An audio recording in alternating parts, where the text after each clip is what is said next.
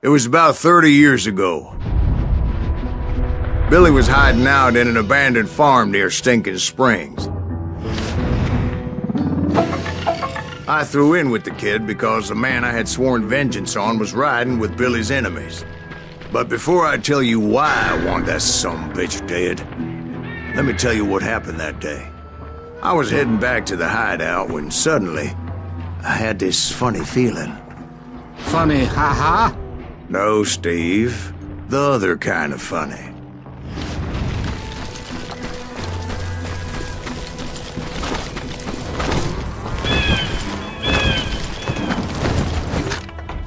Third pack.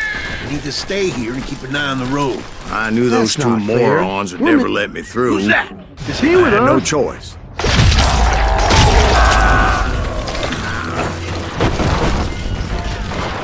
Was it Pat Garrett's posse? Oh, yeah. Spread out. I heard the shots and I knew I had to move fast. Garrett and his army of deputies had surrounded the entire homestead. I decided to help Billy and the boys out of it. So that's just what I did. As the governor of New Mexico was paying for the kids' apprehension, Garrett was able to hire every gun hand in Lincoln County. I knew that going through that front door meant putting my butt in a shooting gallery, so I decided to get sneaky.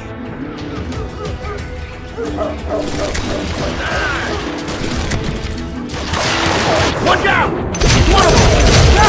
He's right behind us! Where the hell's Garrett? Never around when you need it!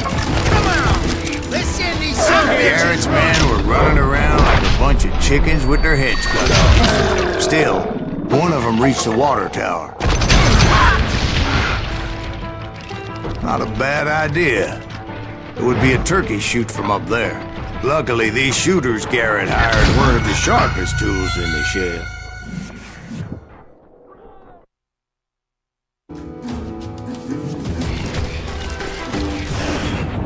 A lot of them were saddle tramps, or sod busters, or drunken drifters looking to make a few bucks. Now you're really pissing me off! Then, I heard a friendly voice yelling at me from the window. Back this way! We'll cover you! We got the cover! Stop aiming, you Truth be idiot. told, things weren't much better behind the house. I cut their numbers in half, but that just made the ones that were left twice as mad.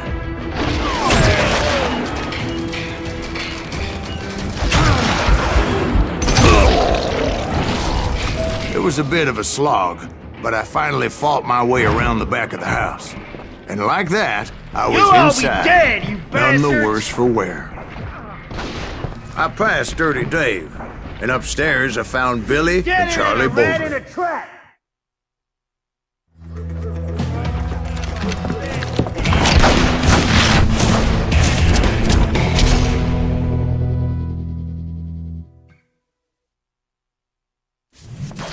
Billy looked at me and said, "About time, amigo! Grab a gun and get to the window." Wait, so you were friends with Billy the Kid? Yeah, sort of. Something! Anyway, we were surrounded by dozens of deputized shooters who wanted to do us home.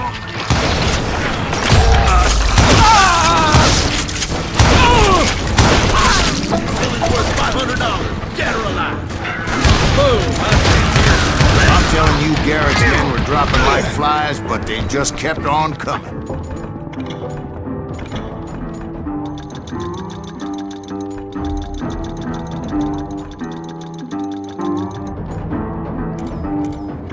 Where'd he come from?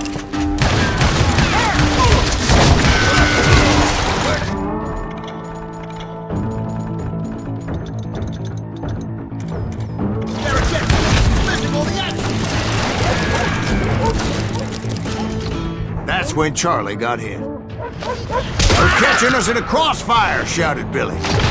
"Get to the other side!" Don't let him get away with that!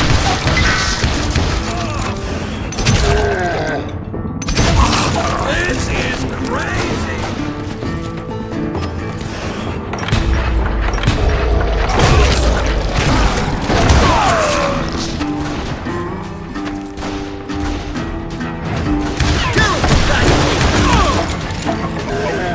I don't know how many of those cocksuckers I personally put down, but it was pretty clear, even to Billy, that maybe discretion was the better part of valor. What's that mean? It means that it was time to cut and run. They got a gallon, Billy shouted. Done for. "Get the horses and bring them round back. I'll draw their attention." He directed that order at me, and I thought, why the hell do I have to do it? Many would have fled in my place. But I had that false sense of invincibility that many young men have. Like Jack here. What are you saying, old man? Jack, he's just joshing. Yeah, he better be. Mr. Graves, please continue. Please, call me Silas, ma'am. Now, where was I? You were heading for the barn. Sounds like Garrett hired a whole regiment of hired guns. Yeah, and just when I thought I was done with them, more of these hapless bastards would pop up. Finally, I had the stables within my reach. After the fight, maybe we could treat ourselves to some fried chicken. And that's when I met Sheriff Pat Garrett. I read that you went toe-to-toe with him, sir. That backstabbing bastard with that tacked-on tin star.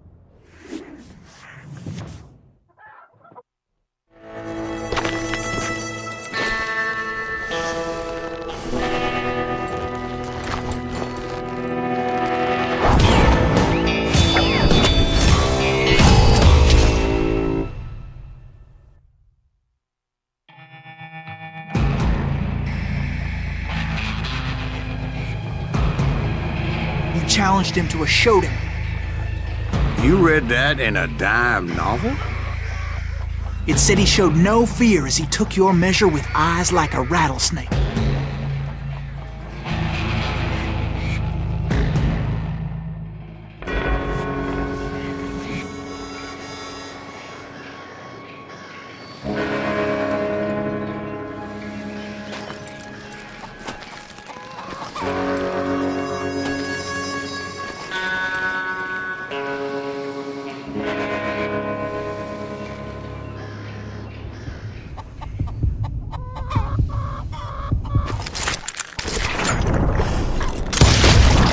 And that you killed him in a fair fight. Is that what that Penny Dreadful said? No, boy. That ain't what I meant when I said I met Pat Garrett. So let me start again. I finally reached those damn stables.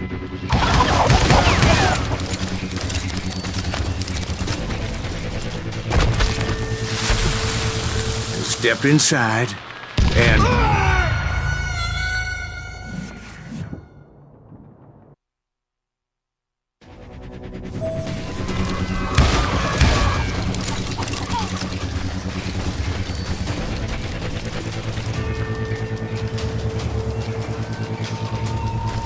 stepped inside, and BAM! Last thing I heard was Garrett's voice. "That's not Billy." And go on, how did it end? And, boy, that was just the beginning.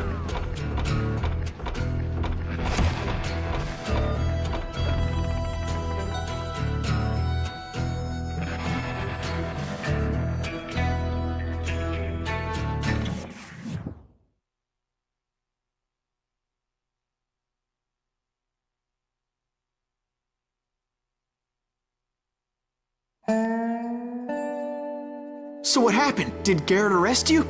Yeah, after I came to, the bastard had clocked me with his Colt.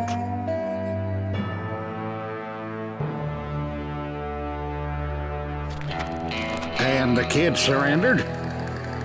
When he realized there was no getting out of there alive.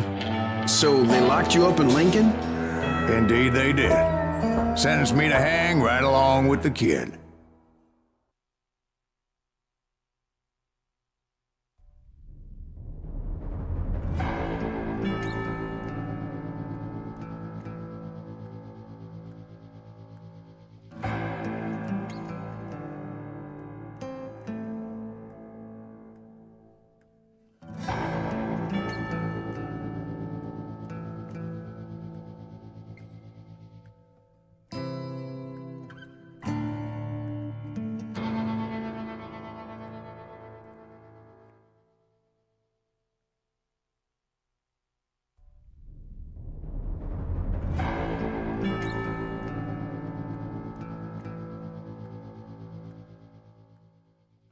It's important to know that I was only riding with Billy so I could find the bastard I was after.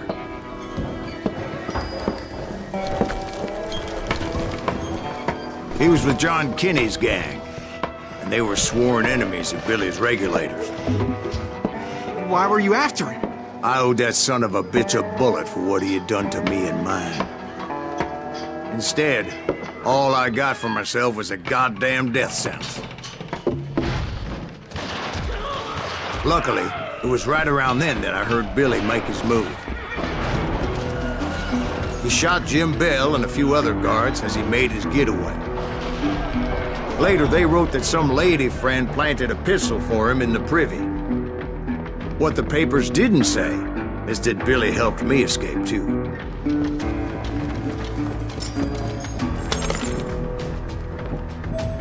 My first order of business was finding a firearm.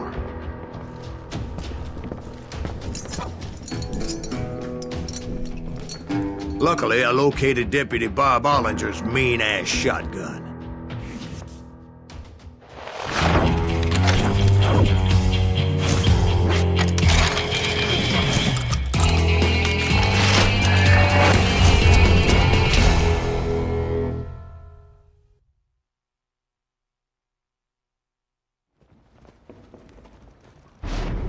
I saw Billy through the window, and he yelled that I should take to the rooftops to make my escape. So I did. Anybody see Billy? Hell yeah. That scattered gun was like a double-barreled howitzer. It could blow a man clear off his feet. You hardly had to aim the damn thing. Guards were everywhere looking for him.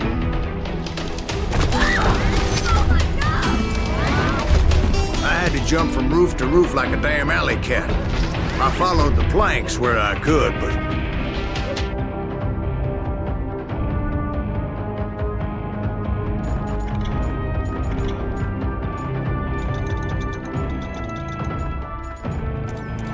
some of that wood was slippery as hell. The whole town was up in arms. And suddenly, I was a fugitive. So that bastard you were after, what did he do? He did me and my family a grievous harm. But I knew if I was ever going to find him, I would need to get my ever-loving ass out of there. I tried to be stealthy and sneak my way past. But hell, if they weren't all waiting for me. Apparently, some of them thought I was Billy. Leave him to me!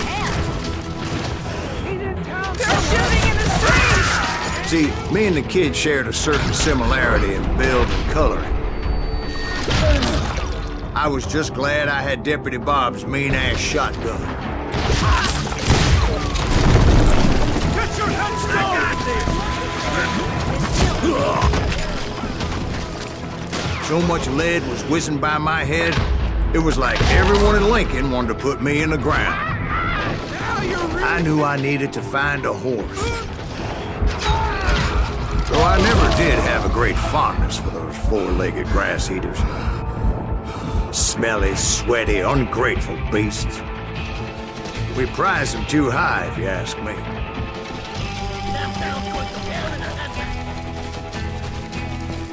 But where was the kid while you were busy getting shot at? Gone. And that's when it occurred to me why Billy set me free. So I could be a hapless decoy and draw attention while he snuck out of town.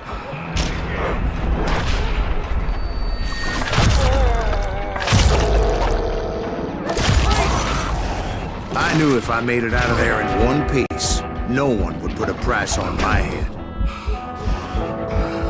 Because everybody in Lincoln would be dead? No, because they all thought I was Billy. And all that blame would fall on him. Get the women off the street! Arm yourself! Let's do this! Get away! Let him get away!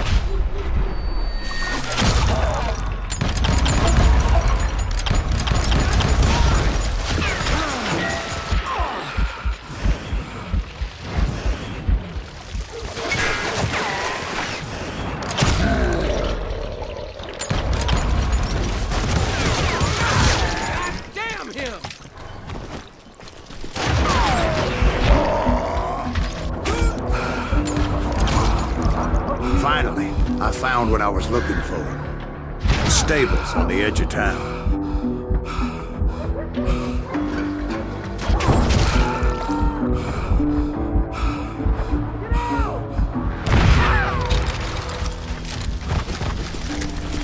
I guess Billy saved your ass, taking out Bob Ollinger the way he did. Billy didn't kill Bob. Sure he did. He dispatched him right after he shot Deputy Bell. No, sir. Because Bob came right up behind me, angry as hell that Billy had lit out. "Hello, Bob," I said. "I think you better let me go." And he says, "I don't think so, boy. Not with my shotgun." So we stood there in the middle of the street, eyeball to eyeball.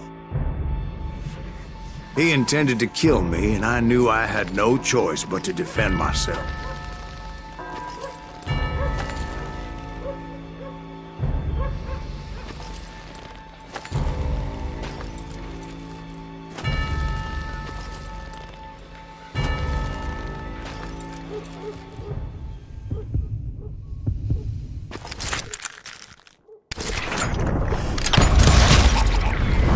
I killed him in a fair fight. Everybody saw I had no damn choice. Well, Lincoln got a mite depopulated that day. Pat Garrett gunned down Billy 3 months later, so his escape was all for naught anyway.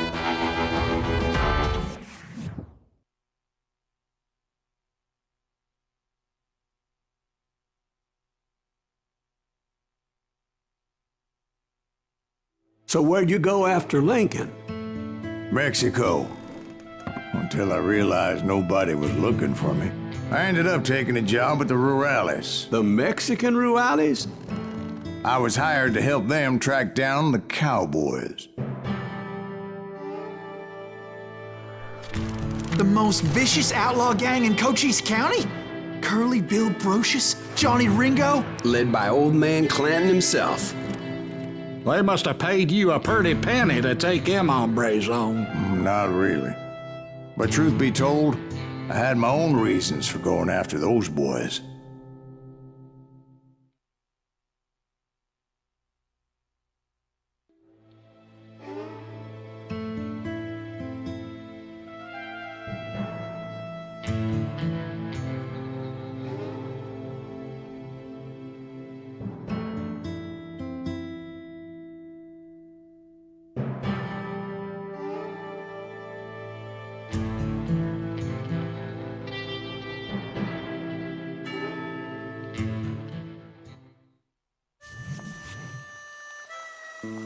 So was the bastard you were after now riding with the cowboys?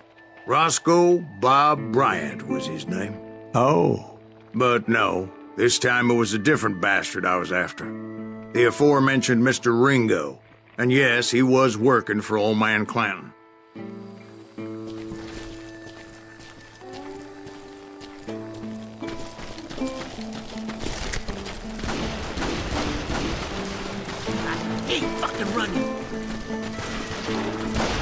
I came upon them robbing a stagecoach, which wasn't surprising, being they were such murderous thieves and bastards. The bandits wore red scarves, so I knew they worked for the old man. Over there! There! ¿Quién carajo es ese hombre? I did my best to help those poor passengers. Moments later, the attackers were dead, and I checked the stagecoach to see how many passengers were still breathing. None. It was then I wondered if the rocks weren't hiding more bandits. Was that all of them? Or did I just hit the rear guard? I quickly got my answer. They attacked from on high like Apaches often did.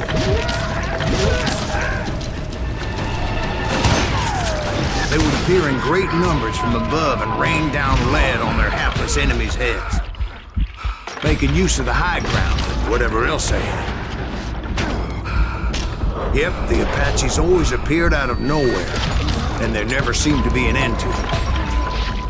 Hold on. Were you attacked by Apaches? What happened to the cowboys? Did I say they were Apaches? I said Clanton's cowboys attacked me Apache style. I was in a pitched battle, but I was holding my own against an overwhelming enemy force.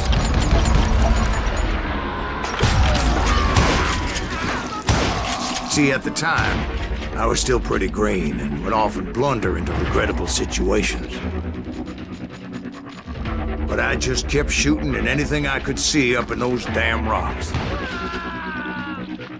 I didn't see Ringo, but I knew he was with the cowboys. He and Roscoe Bob had done me a dreadful wrong, and I was determined to have my revenge. But to get to Ringo, I knew I'd have to fight my way past these other assholes first.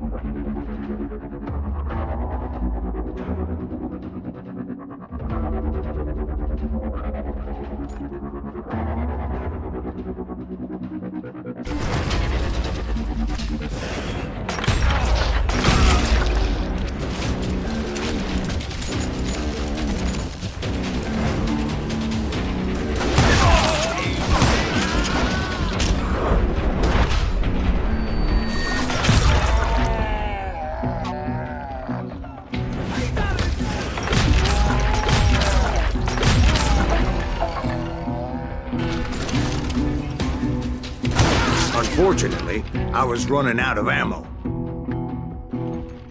Another perfect example of my relative inexperience as a hunter of men. I immediately knew that a tactical retreat was called for, as my vengeful fury was much less impressive without the bullets to back it up.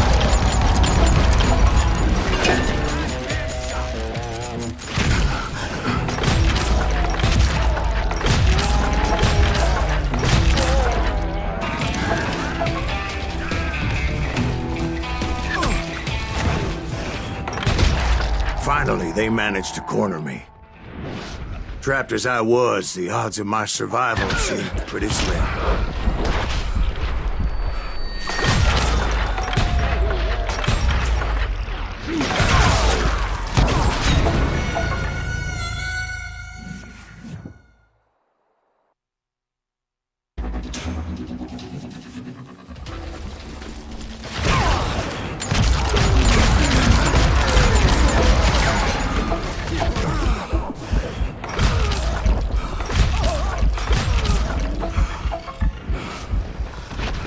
Luckily, serendipity was on my side as I suddenly spotted a way out of my predicament.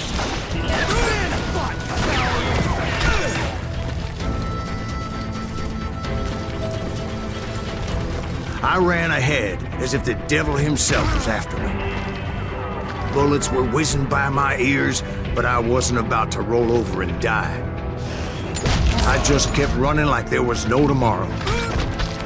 Because there wouldn't be if Clanton and his men caught up with me. As I was scurrying around those caves, I thought, what was I thinking? Going up against a gang like this?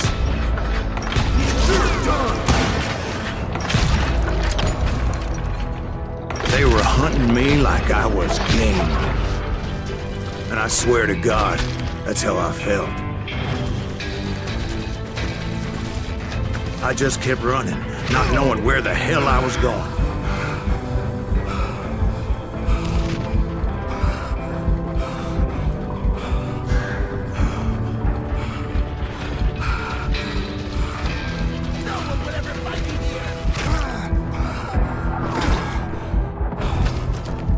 And that's when something miraculous happened. Like manna from heaven, I found the desiccated remains of what looked like an Apache warrior. The old weapon next to him supplied me with some much-needed ammunition.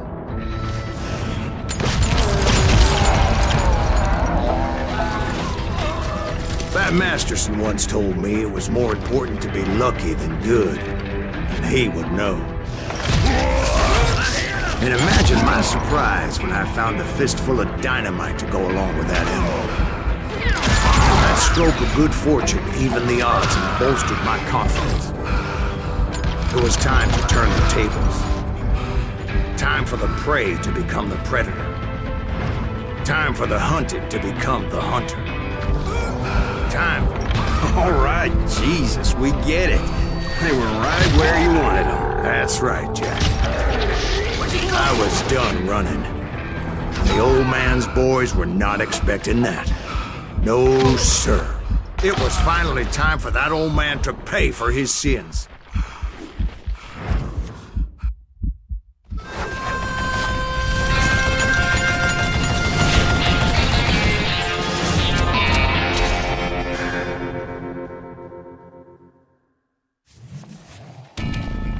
I yelled out at the top of my lungs, "Clanton, I'm coming for you!"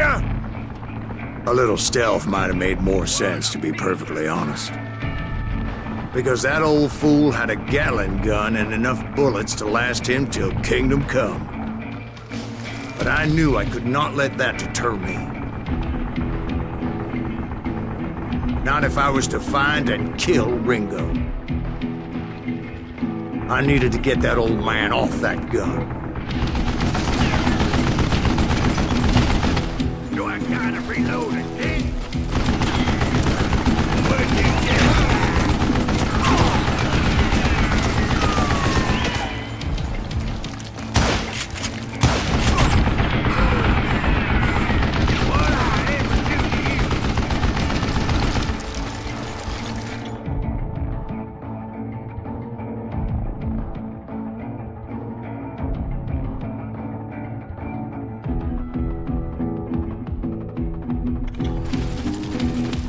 Most everyone thought it was the Juarez who had come up against him in Guadalupe Canyon, but it was just me.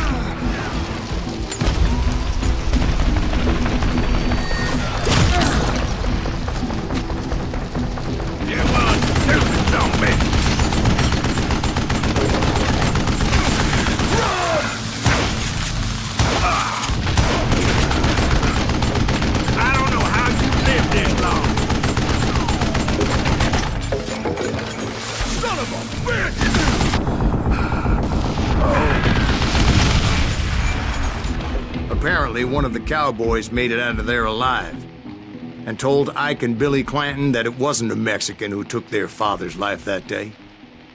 They just assumed it was one of the Earps, and that little misunderstanding eventually led to that legendary gunfight at the OK Corral.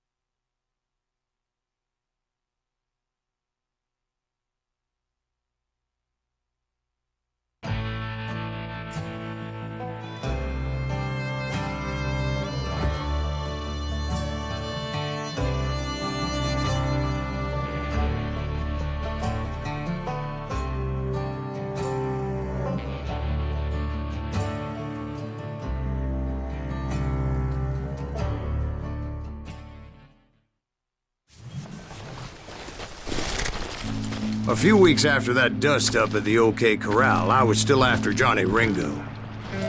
Somebody's coming! I had tracked him and the cowboys to their hideout at a sawmill, and they were loaded for bear. So, what exactly did Johnny Ringo do to piss you off? Well, him and that other bastard. Roscoe Bob Bryant? Yep. They both deserve to die, and I promise I'll tell you why. Earth's coming! Get ready, boys.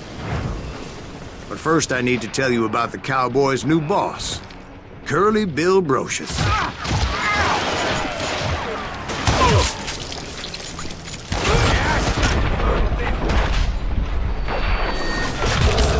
Curly Bill took charge of the cowboys upon the old man's demise, and after that gunfight at the OK Corral, the Clantons wanted revenge.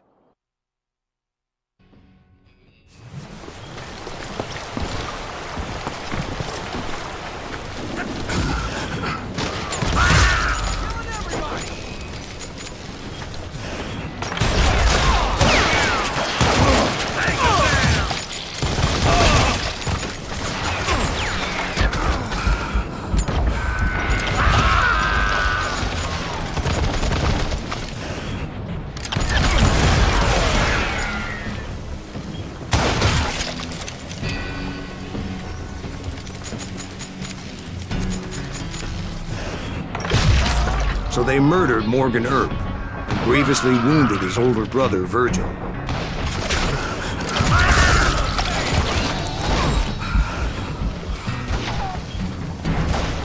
that one of Wyatt's boys?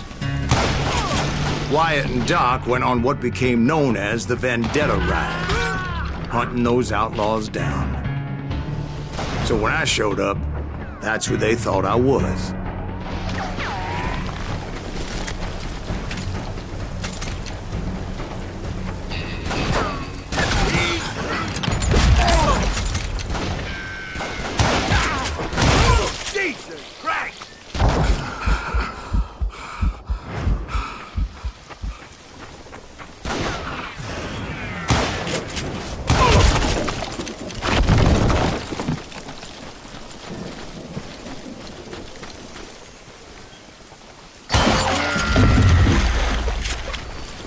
There were killers around every corner, all wearing red bandanas.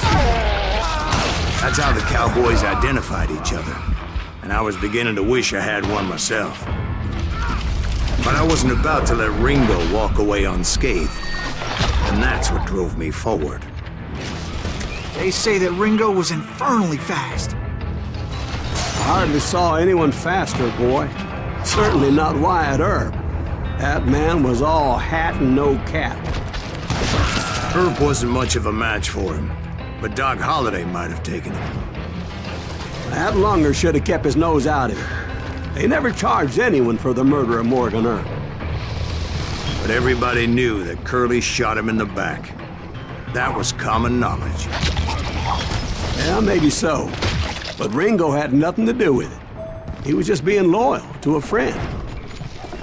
Excuse me, sir. I have a question. What's that, Dwight? After old man Clanton died, why didn't his son take over the Cowboys? Because Ike Clanton was dumber than a box of rocks and a yellow belly to boot. Now, where was I? Taking down the entire cowboy gang single-handed. Indeed I was, Jack.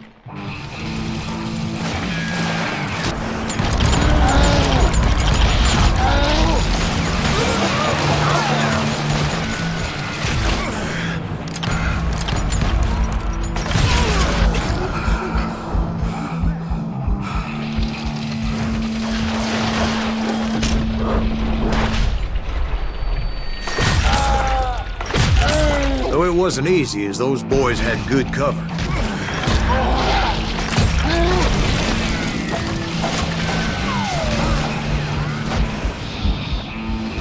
Boy, you are shit out of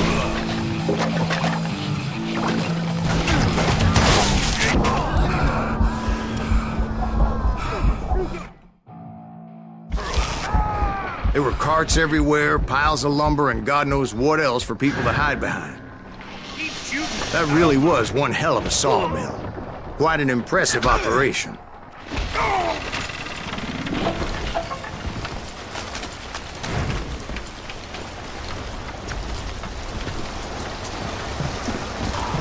And where was Curly Bill? Did you see him? I'm about to get to that, Ben. Patience. I'm painting a picture here. There was this beautiful waterfall and a crystal clear stream that led to a verdant valley that was truly... Consider your picture painted. What happened next? Well, finally the bastards that were still alive made a last stand.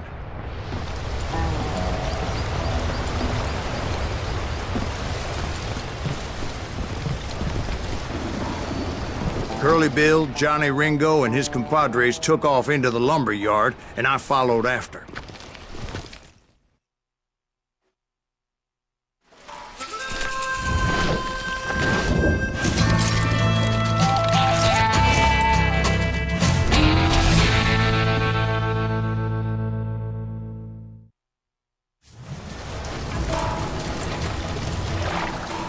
Are you saying they ran? Cowardice was not in Ringo nor Curly Bill's nature. No, sir. I never said they were running scared. They just wanted me out in the open. time to dance with the devil. You working for Wyatt Earp? Damn! Did that sumbitch Earp send you to kill me? Come on out, son! My bottle!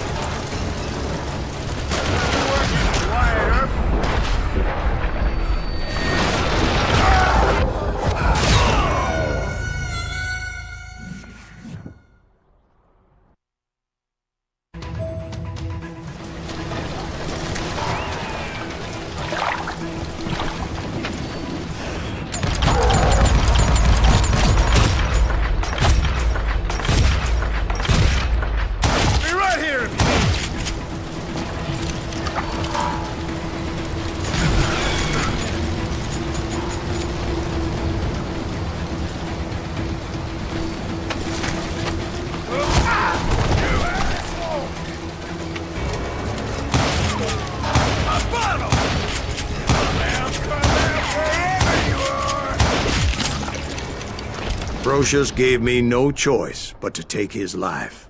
But Ringo was nowhere to be found.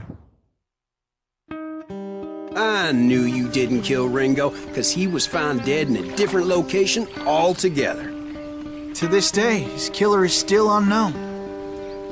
Indeed.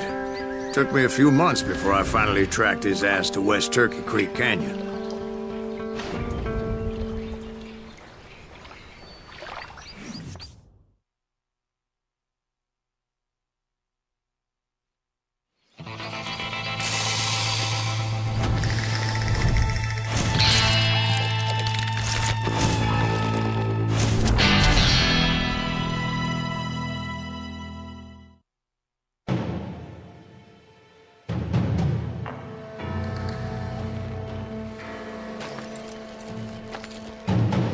That's incredible, sir. I always thought that Doc Holliday was the one that killed him.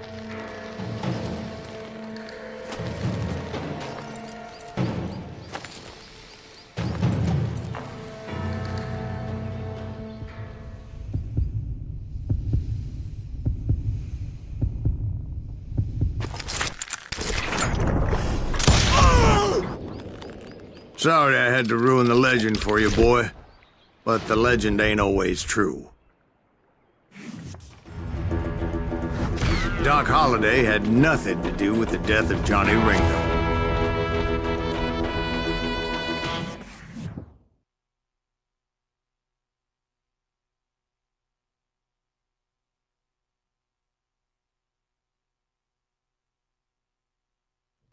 I was paid a healthy bounty for Ringo and Curly Bill, and realized there was real money to be made.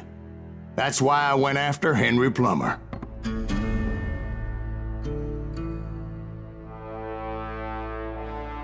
Now, wasn't he the sheriff who augmented his income by shaking down miners and robbing gold shipments? That's the one. Oh, yeah, I remember him. He ran that gang of thieving outlaws called the Innocents. So it's true that you went toe-to-toe with him?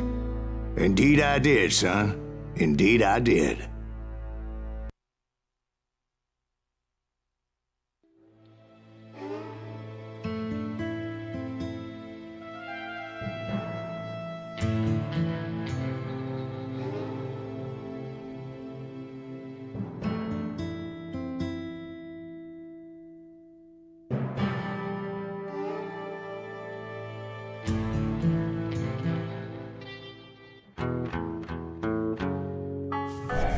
I knew I needed resources if I was going to track down Roscoe Bob Bryant, and hunting Plummer looked like a good way to get rich quick. As the local vigilantes exposed him as the leader of the bandits, and put a generous price on his head. Plummer rallied his gang to plunder one last gold mine before making their escape, and that's where I thought I'd find him. It makes me nervous standing so close to all these goddamn barrels of gunpowder. Why would you be nervous? No one has the cojones to come after us. As long as you don't light up a cigar, we're fine. Besides, George is up there on the rocks with that rifle of his. Nothing gets past him.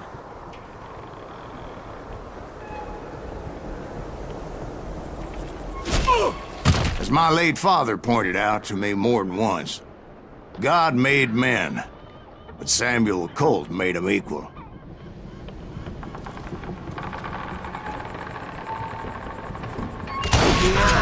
Who the hell is that thing? Don't let him get a shot off!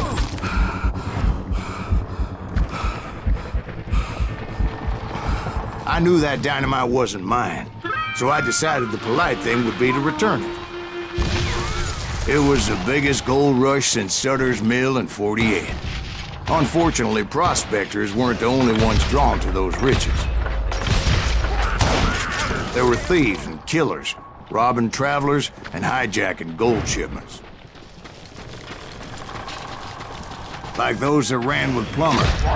Some were just regular folks I knew from town, drawn by greed and easy pickings.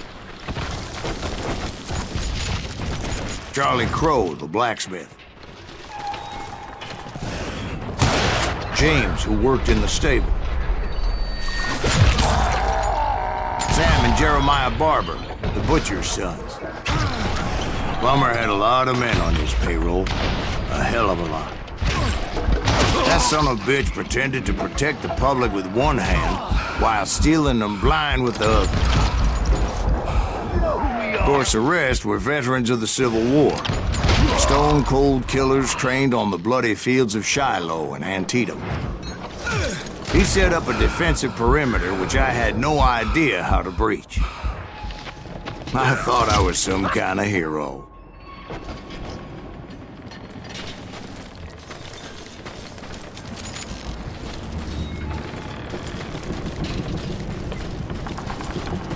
I finally made it past and headed on to meet my destiny. But first, I had something I needed to figure out. I had a few ideas on how to get into that mine, but once I made my decision, I knew there was no turning back. So my first thought was to enter the nearest mine portal. I saw an entrance. Made sense. I've got this. It was the quickest way in, but that also made it more dangerous, This is our as there would undoubtedly be enemy pickets posted along the way. Besides, once you enter a mine like that, it's easy to get all turned around. And that confusing maze of corridors wouldn't even be the worst of it.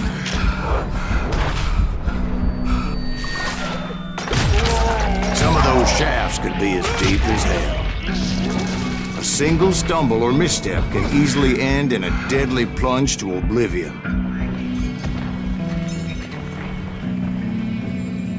You must be about out of bullets.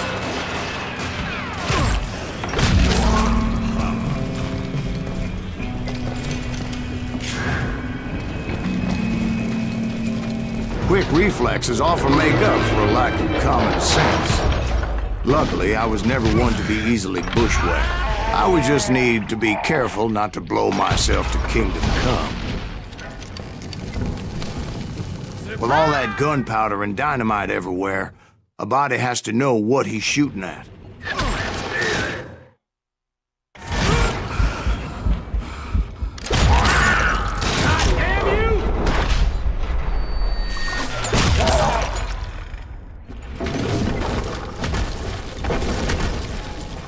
One wrong bullet could have turned that mine into a dad-blasted tube.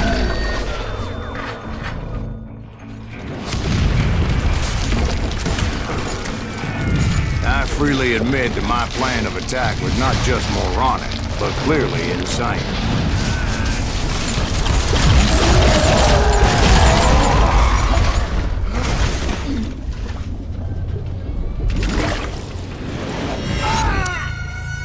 It's a good thing that I abandoned that ridiculous plan before I even tried it.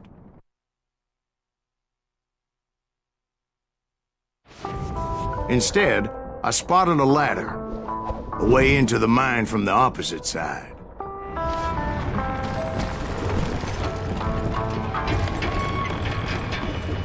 It was a long way around, but that approach seemed more sensible at the time. Of course, being I had a problem with heights, that scaffolding scared the bejesus out of me. Climbing down that ladder required some caution. I needed to make a leap of faith, which ain't easy when you're suspended between heaven and hell.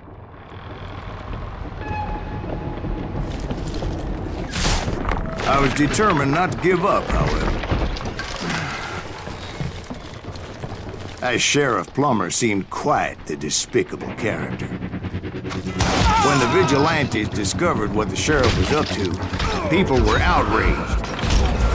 That 10,000 they put on his head would go a long way to helping me find old Bob. And I had made it my mission to settle that score come hell or high water. But first, I would have to make a choice. Take the elevator or climb the ladder.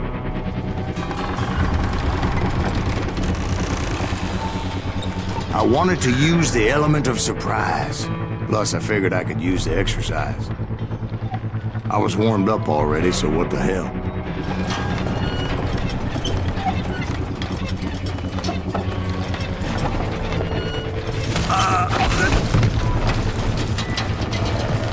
Plummer was a mad dog killer, and the people of Nevada City deserved better. Nevada City? Well, I thought Plummer met his maker in Bannock, Montana. Right, well, he was the sheriff of both places at one time or another, but that's neither here nor there. The point was, taking him down would save a lot of lives, including my own.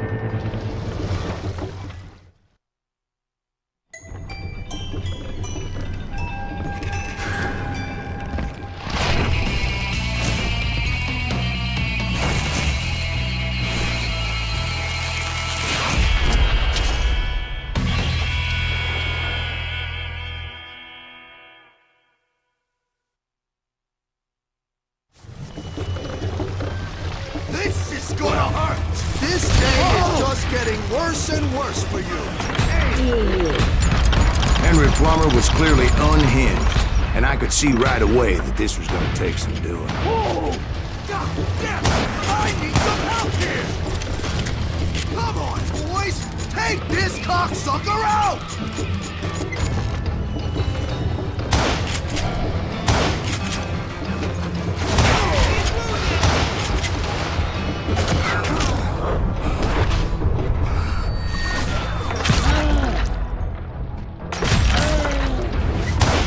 I'm gonna make you pay for that.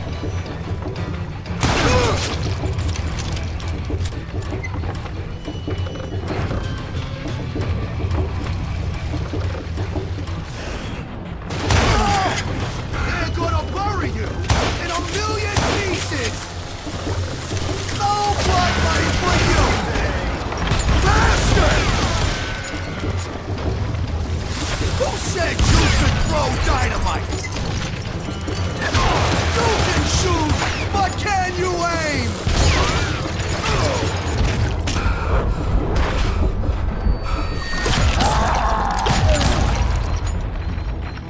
Not you, morons!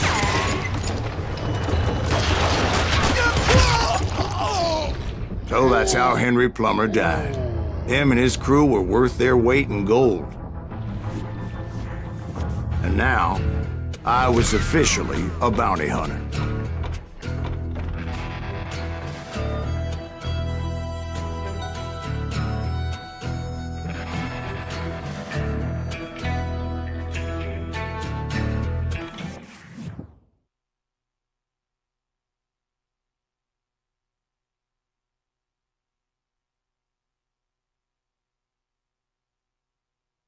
So, did you finally go after that Bob feller? Well, I heard word he was in Kansas with John Wesley Hardin. So that's where I went. Where in Kansas?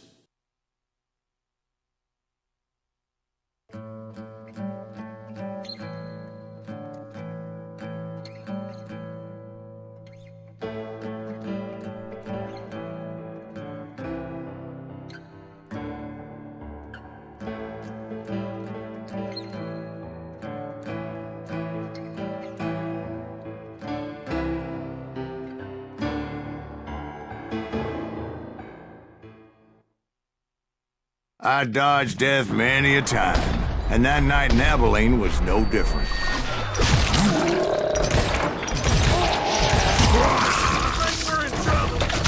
I thought the Texas Rangers got hard.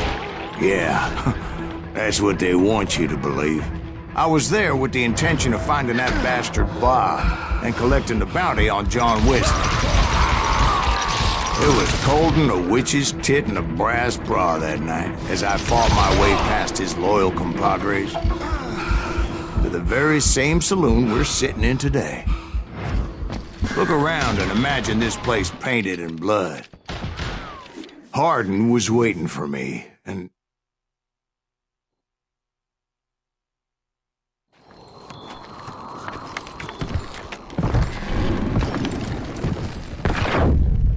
wait, I'm jumping the gun here. Let me back up and give you some background on this sumbitch. He deserves that much. Don't you think so, Ben? John Wesley Hardin was a killer. By the end, he confessed to taking the lives of 42 men. He was a bona fide folk hero by then, and had amassed a gang of armed miscreants and other assorted thugs. He and his men set up camp outside of town, and I was hoping Bob was among them. God damn it! Shoot that son of a bitch! I had to spill a lot of blood to find out Hardin wasn't in that gang. He was carousing in town with his closest friends. Hardin's boys apparently didn't want me to reach the Bull's Head. Some were hightailing it into town to inform their Hefe of my unwelcomed presence. I wondered if Bob was among them. Another law dog. Mutilate that sucker!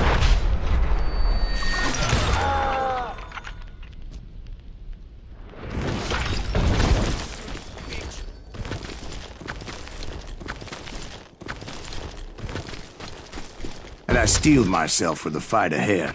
For as good as I was, deep down I wondered if John Wesley wasn't just a little bit better. Before I could test my mettle against Hardin, however, I would first need to dispatch his cadre of hired killers. Most of these degenerates were beyond redemption, but John Wesley might have been a different story. I didn't learn until later that that night was in fact his birthday celebration.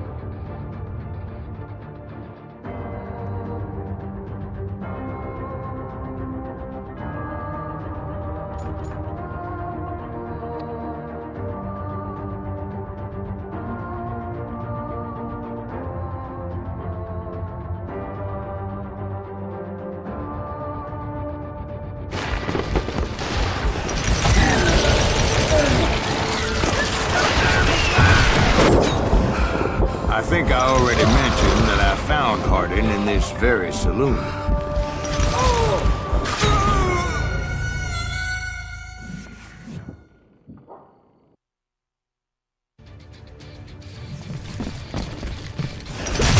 Suffice it to say, nobody there was happy to see me. In fact, I felt a certain hostility.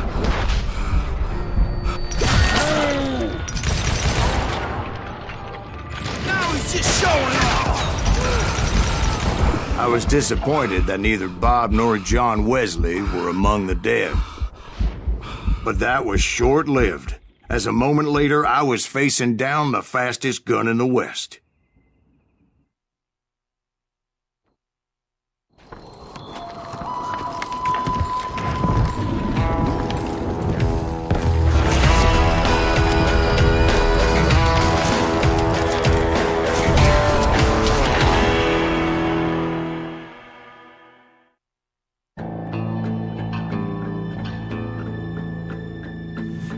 I felt a bolt of adrenaline.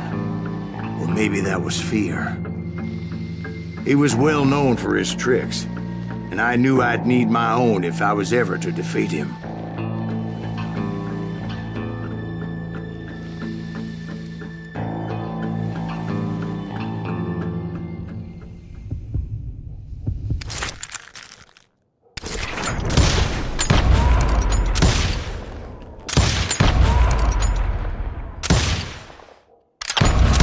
That man was faster than greased lightning. But being inebriated as he was, he didn't count his shots. And now, he was at my mercy. So he didn't die? No, I sent him to prison. Years later, after he was free, some restless avenger took his life. Shot him in the back in a saloon just like this one. And he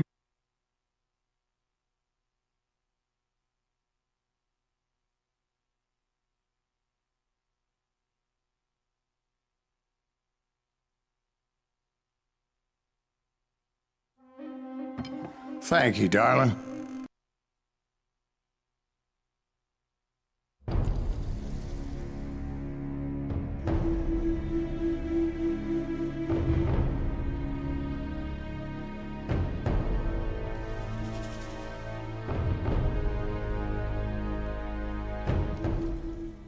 A bounty was put on Grey Wolf's head, and that's how I came to hunt him in the mountains. Mountains so high they tickled the nether regions of heaven.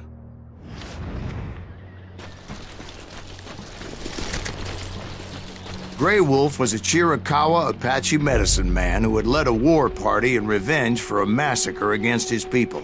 The U.S. Army had attacked his tribe during his daughter's sacred sunrise ceremony, and the slaughter was unspeakable. Right from the beginning, I couldn't shake the feeling that Grey Wolf was watching my every move. He led a band of young Apache warriors who wanted retribution and were more than willing to die for him.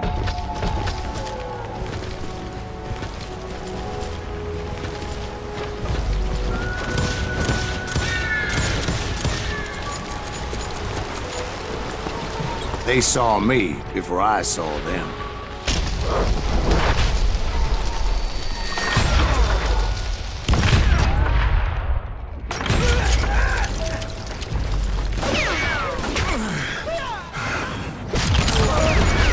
And it crossed my mind that maybe this wasn't such a good idea.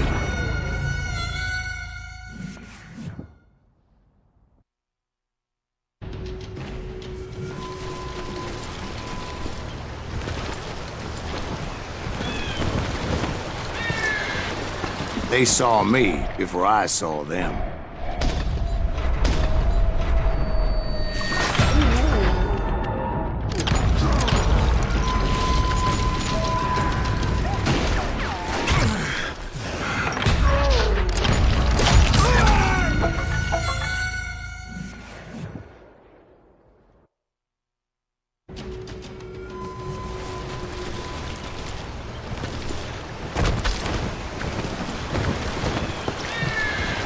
They saw me before I saw them.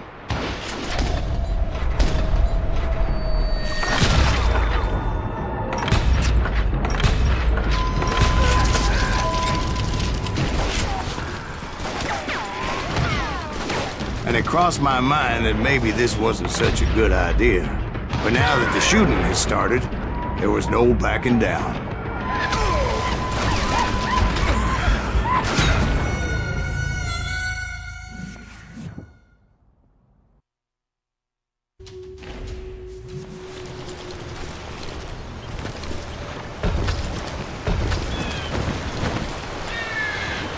They saw me before I saw them.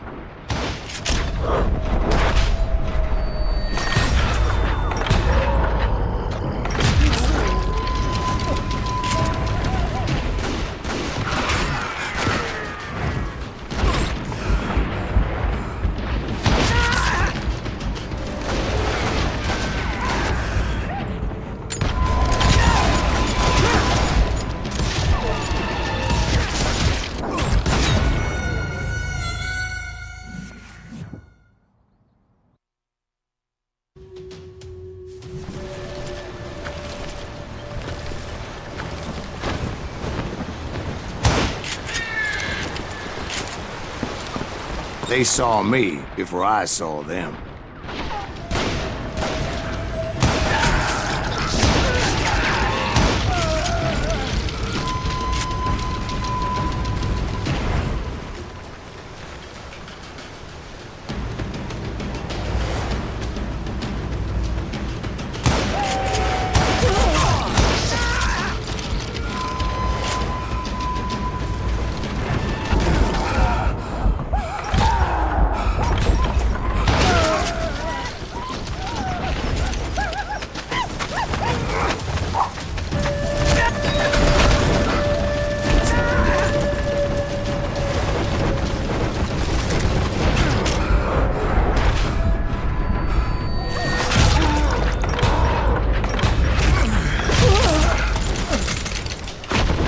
It was rugged country, the winter home of the Chiricahuas, and that's why they had retreated there. I admit to having some regrets about going after them the way I did. But then again, I got a lot of those.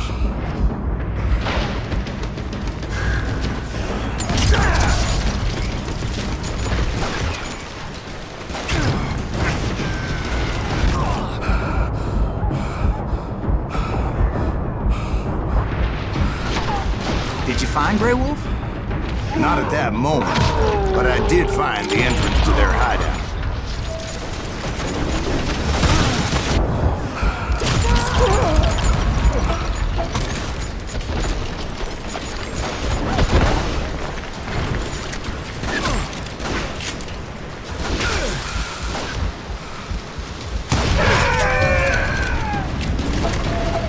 A deep crevice that led to a deeper cave. Don't tell me you went in there. Yeah, but it's not out of bravery so much as pure, angry cussedness.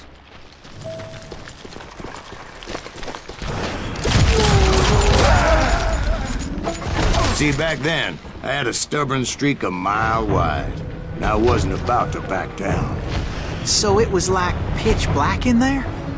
Actually, it was pretty well lit, as they had torches on the wall.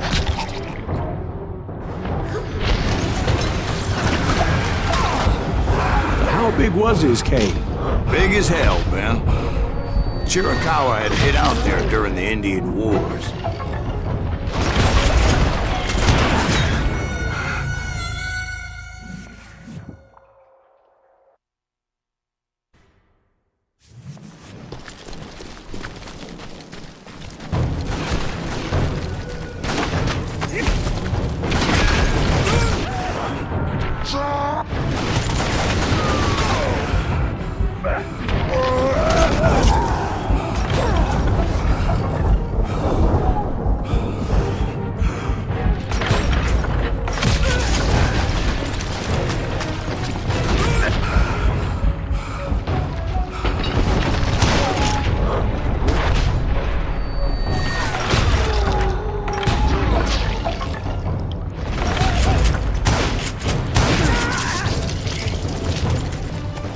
They thought it was haunted with the ghosts of those murdered by the horse soldiers. The cave was haunted with dead Indian ghosts? To be honest, I was more concerned with the live ones than the dead ones.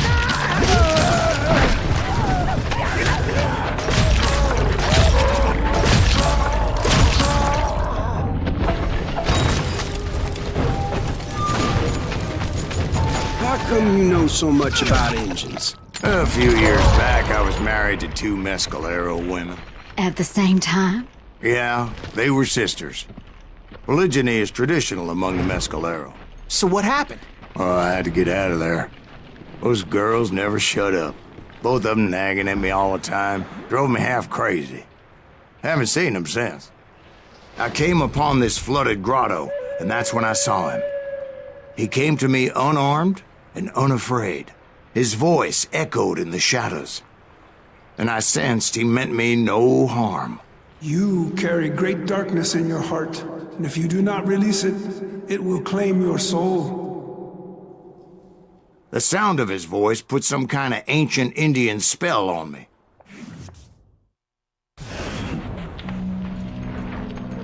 As his story unfolded in my mind, you will come to this place again and kill many more men, and the darkness will grow until it consumes everything that you are. The soul will have no rainbow, the eye had no tears. He said I was a great warrior, a coyote man, unequaled by any other pale-faced warrior, or something like that.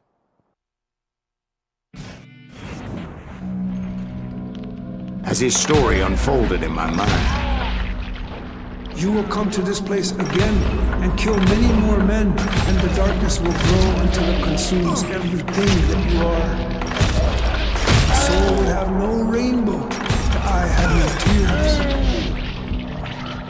tears. He said I was a great warrior, a coyote man, unequaled by any other pale-faced warrior, or something like that. The snakes will bite shadows of your past until a venom poisons your heart, and an echo of the song of the dead summons the spirits deep from within the mountains. I didn't quite get what he was saying, but there was definitely snakes. And indeed, his warriors surrounded me and attacked me like hungry wolverines.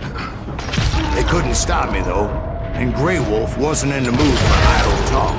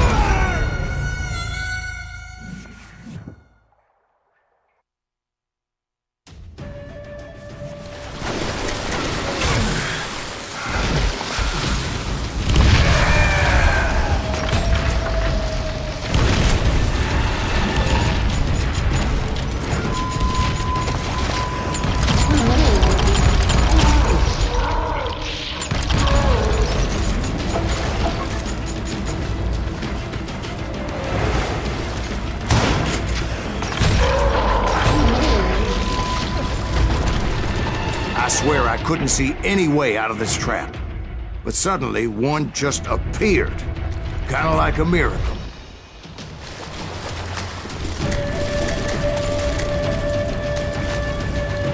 I felt like I would be lost in that damn cave forever. Finally, I found myself back outside, perched on the edge of the precipice, overlooking a thundering whitewater river. To get where I was going required several leaps of faith, but no way in hell I was turning back. I chased after him, determined to make him explain the meaning of all that mumbo-jumbo.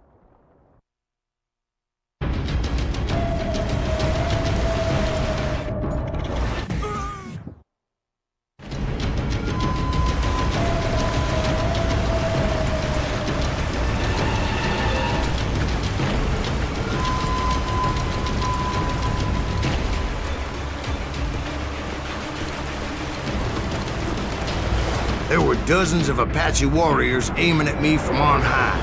Dozens? Well, maybe not dozens, but there was a lot of them. At least 3 or 4. Well, more than that, little lady. I had a steep climb up creek ahead of me and scrambled up those rocks like a mountain goat. I was determined to locate Grey Wolf and find out exactly what the hell he was trying to tell me.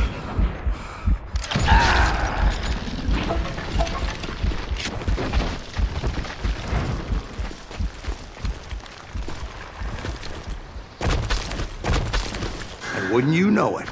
That crafty son of a bitch led me right into a trap.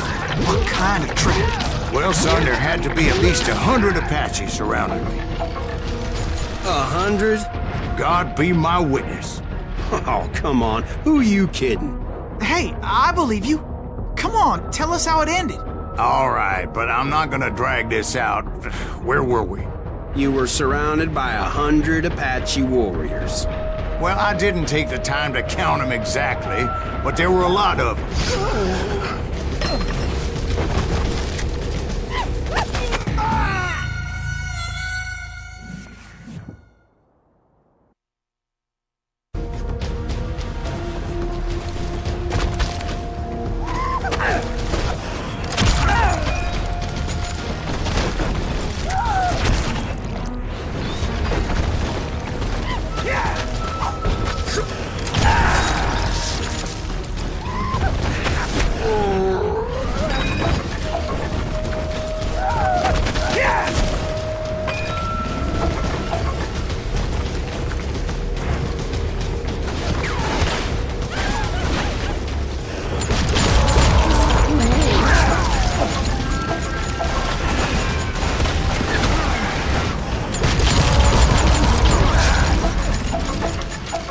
And in the end, a path appeared before me that I had not seen before.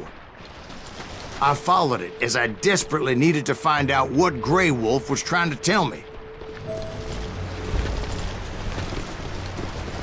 But it was like that son of a bitch disappeared into thin air.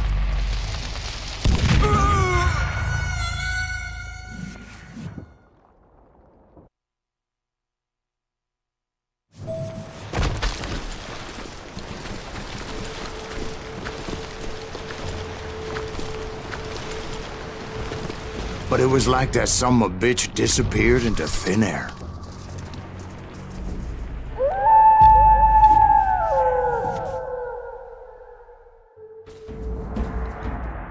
Never did find him.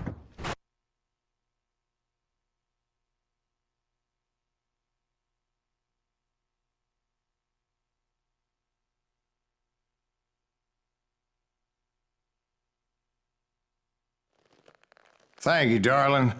It's interesting how the truth can sometimes seem...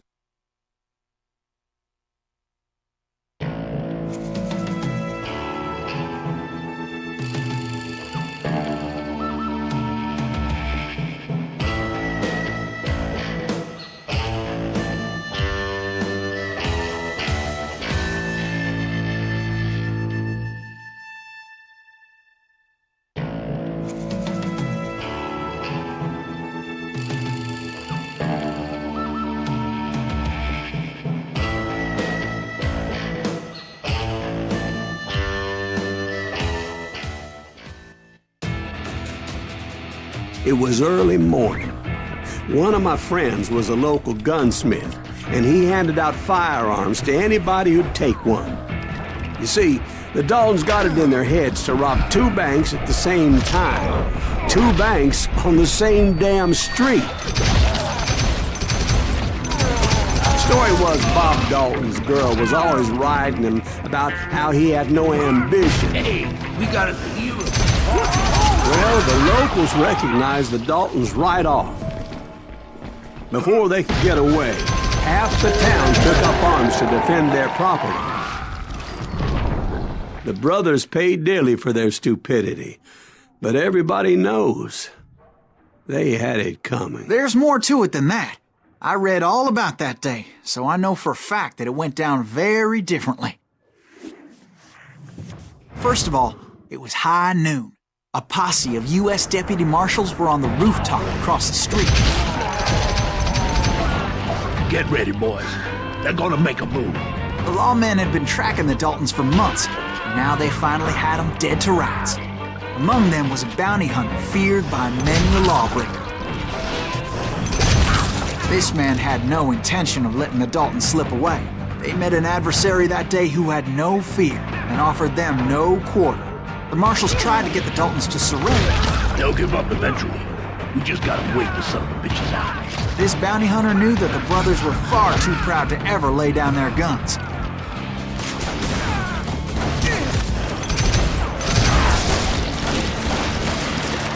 He went in there alone to confront those criminals. One of the marshals shouted, "Where are you going? Are you crazy?" Hey, where do you think you're going, dumbass? That rifle's mine. He saw a way to get around to the back of the bank. Then he figured out how to hit the Daltons from a direction they weren't expecting. A moment later, he was climbing up a steep ladder, laughing at danger as he did. It's brave men like him who risked their lives to tame this wild country.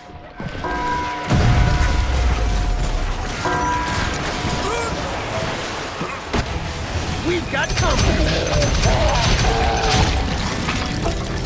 Is that silent? Heroic men like him who did what other men couldn't or wouldn't to make this country free. Like Jim Bowie, Davy Crockett, who died defending the Alamo. Somebody put him out of my midst.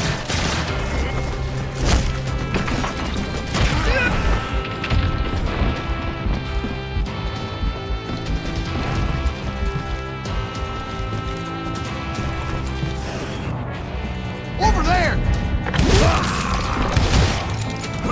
That's silent greed. What the hell? Blam! Blam! He came away victorious, taking down those thieving Daltons. His name was Silas Greaves, and when the dust finally settled, he was the last man standing. Sorry, kid, but that just wasn't the way it happened.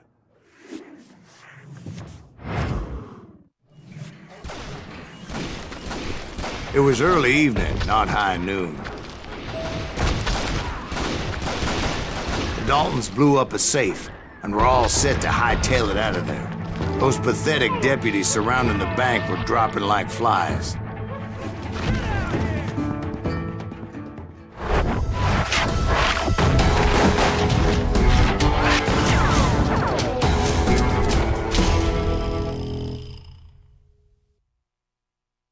I'd been tracking those jokers for months, waiting for them to do something reckless.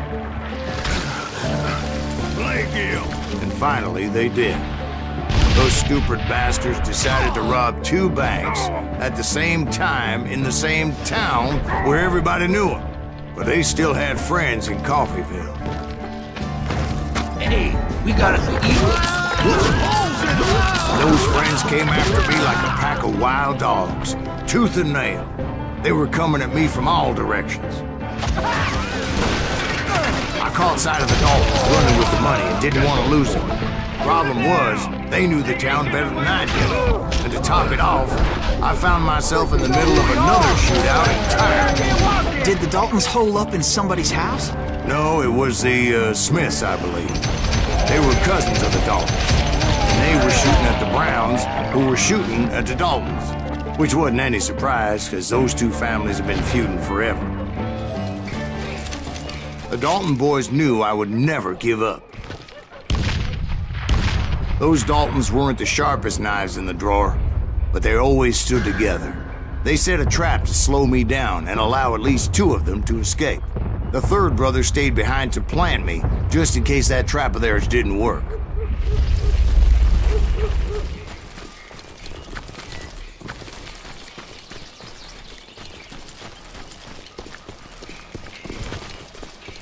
It was Emmett, the youngest, and he decided to stand his ground and face me down.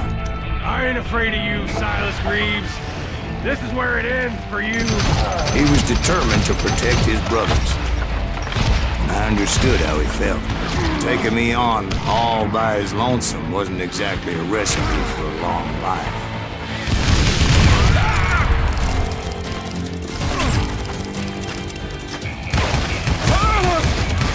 It's home time.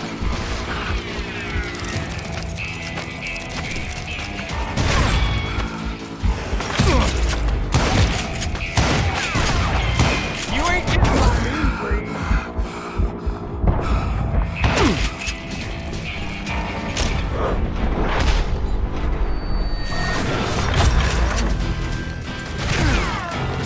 Gonna beat you like a red-headed stepchild. But Emmett Dalton survived the robbery in Coffeyville. He's the only Dalton who did. They say he was shot 23 times. Well, Dwight, who do you think put all those damn holes in him?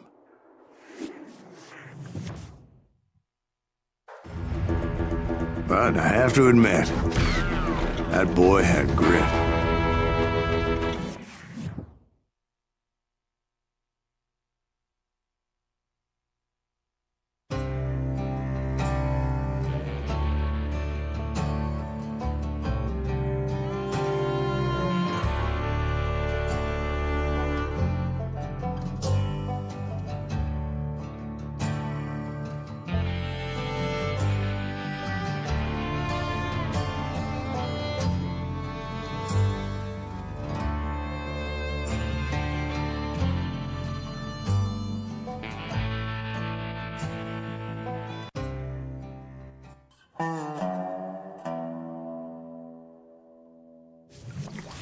We'll get those suckers! It took me a couple of days to track the Daltons down.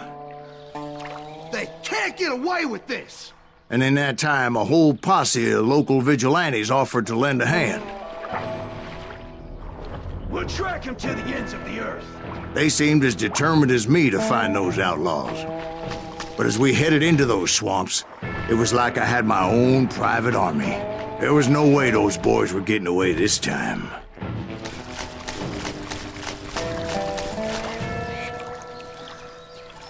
It was early fall, right? Beautiful time of year. At least you had the weather on your side. Not by my recollection. It was damp and foggy as hell. It was tough to stay on a true course. So we kept an eye out for landmarks.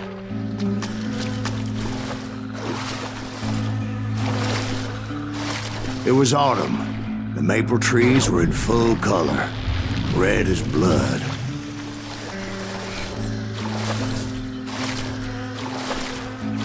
The rains that year were torrential, so the whole area was flooded. The vigilantes had spread out wide, and pretty soon I couldn't see anybody. Bury them in the swamp. Plant them where they stand! Except for some bitches ahead of me wanting to do me harm.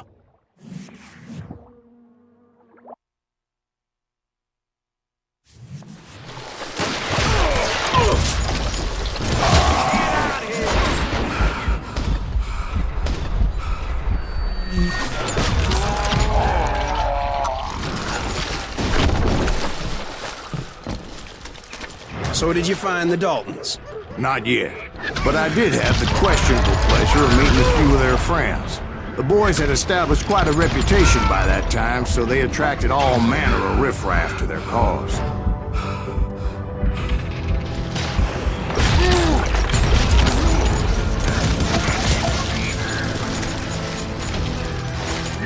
Point being, I was under serious attack.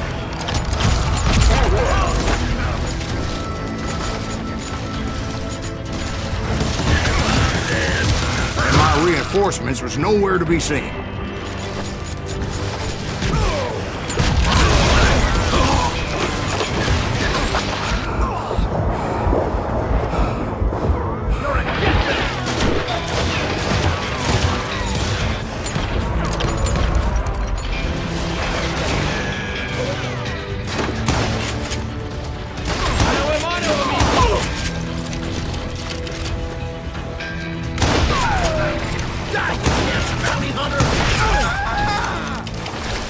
But luckily, a barn materialized as if right before my eyes. I scrambled up top to get a better view.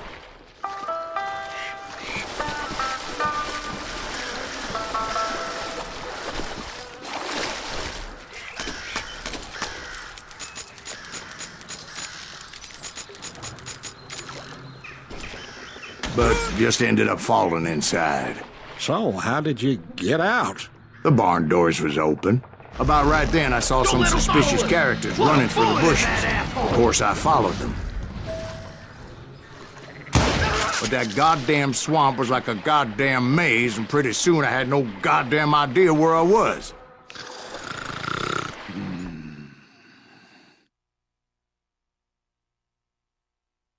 Steve?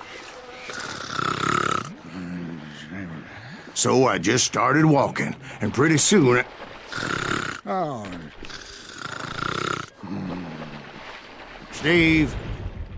Steve? Huh? Oh, no, I'm listening.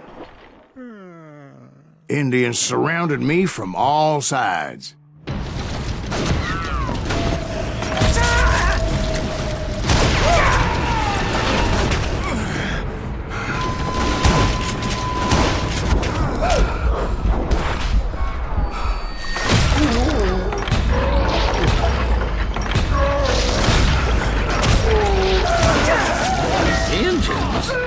There were Indians?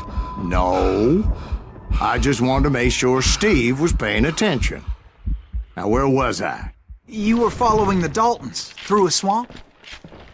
That's right. See, Steve? Dwight's paying attention. No, I'm listening. I was just resting my eyes. So, where was I? The Daltons. Right. Stop that! See, there's a reason so many outlaw gangs are made up of brothers. So did you ever find the damn Daltons? Not yet, but I did find a few of their cousins. You Kansans breed like rabbits. More Smiths or Heimhoffers or who knows what. But hell, what's more important than family? I bet Ben knows what I'm talking about.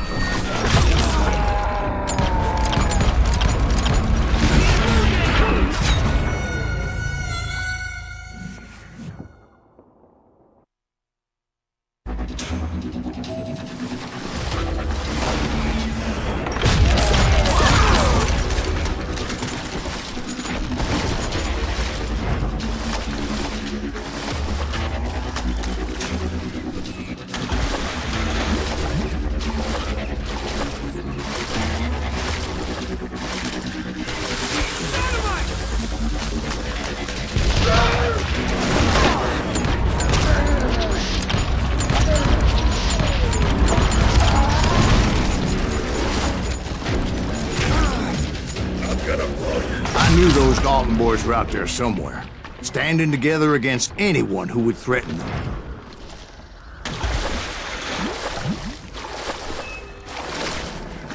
And that's when I saw it. A goddamn steamboat. A steamboat? In a swamp? Yeah, Steve, but this wasn't much more than a wreck, really. But how'd a damn steamboat end up in the swamps? Yes, it floated off during the flood of '89. Now, was it a stern-wheeler or a side-wheeler? What? Does that really make a difference, Steve? It was a steamboat with a goddamn army on board. It was then that a fusillade of bullets come raining down from on high, and those vigilantes who accompanied me weren't anywhere to be found. But among those men that were shooting at me, I thought I saw some familiar faces.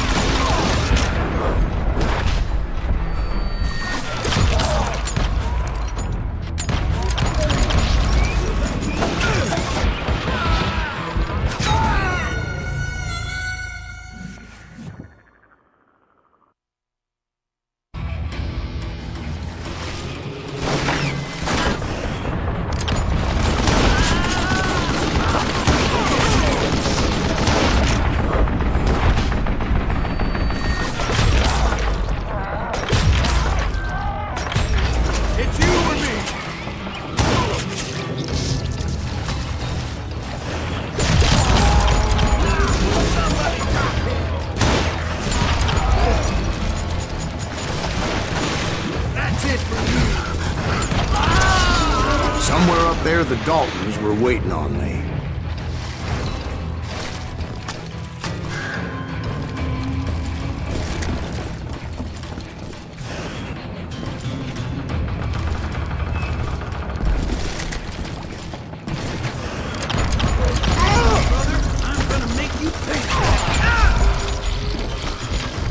Sounds like you don't give up too easy.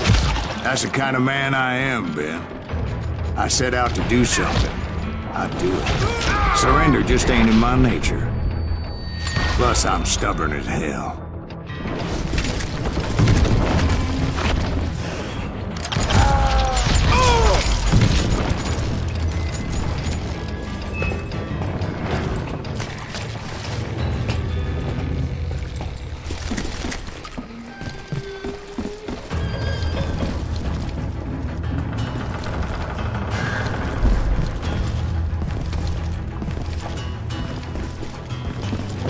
Right about then, much to my relief, the vigilantes finally arrived.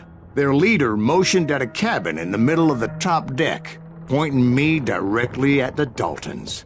I finally had them, after months of dogged pursuit. But it turned out that they had me. Take him out! I'm sending you to hell!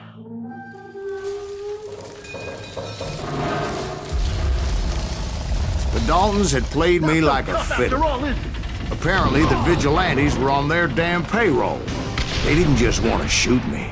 They wanted to burn me alive. But finding my way out of a burning labyrinth proved to be quite a challenge. It was a riverboat, right? I mean, it's not like it was a goddamn ocean liner. Well, yeah, but I was in a Did you hear about that ship that's gonna launch next year? Largest one in the world. You're talking about the Titanic. If you ask me, it's too blessed big. I don't think it'll even float. So anyway... Don't be stupid, Steve. They know what they're doing. They say that the Titanic is unsinkable. Oh, God. But getting back to that steamboat, how'd you get off it, Mr. Greaves?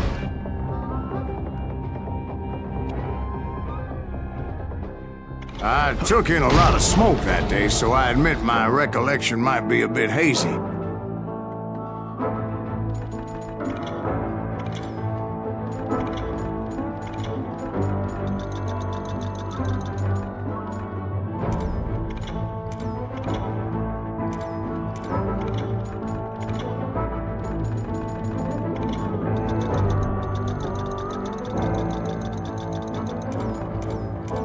But somehow I managed to finally disembark.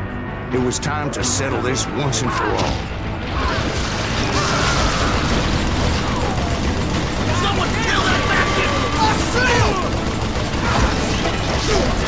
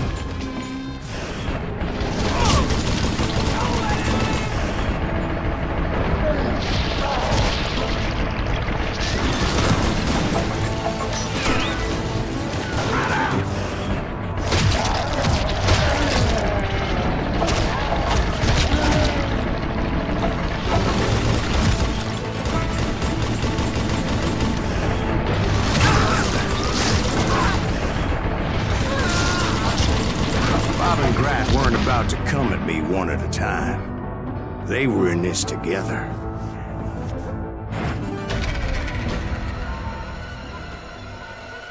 Two brothers side by side, determined to take me down. Confident that this time the odds were on their side.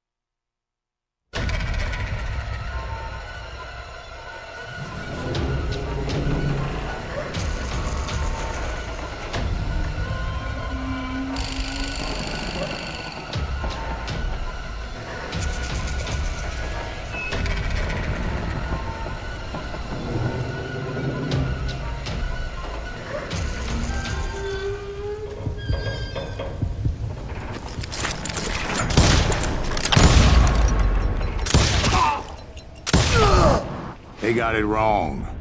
A sad end for those two. If they'd only known that Emmett was still alive despite his wounds.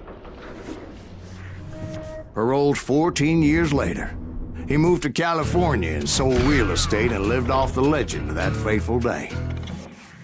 And the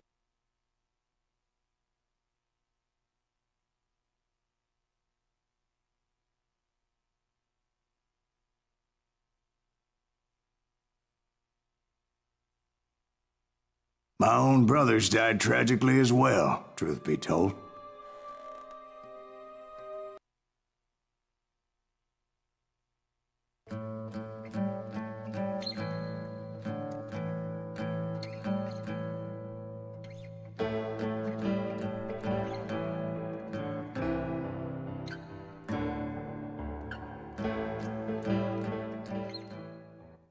I'd been on their trail for months, ever since they left their hideout in the Bighorn Mountains. Led by Butch Cassidy, they were a loose association of outlaws who robbed banks and trains from Colorado to Montana. Among them was the Sundance Kid, and that murderous hombre I was tracking, Roscoe Bob Bryant. Were you a part of that giant Pinkerton posse after the Wild Bunch? No, boy. A circus like that would have slowed me down. Besides, I wanted Bryant all to myself. I'd heard about a large shipment of gold being transported to Wilcox, Wyoming on the Overland Flyer. They blew the bridge with the intention of forcing the train to stop.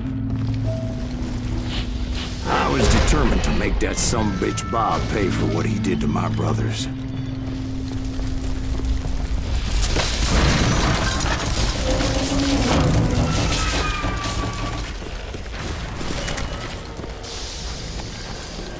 My ears are still ringing from blowing up that bridge. Well, I made my way off unscathed and came upon a few members of the gang and had no choice but to dispatch them. From there, I had to negotiate an even more precarious route. But first, I would need to get my ass out of there. I jumped from the frying pan into the fire as the train was clearly fixing to fall. I had found the gang, but in order to find old Bob, I needed to fight my way forward past a whole passel of desperados. Outside, inside, any way I could, I made my way toward my train.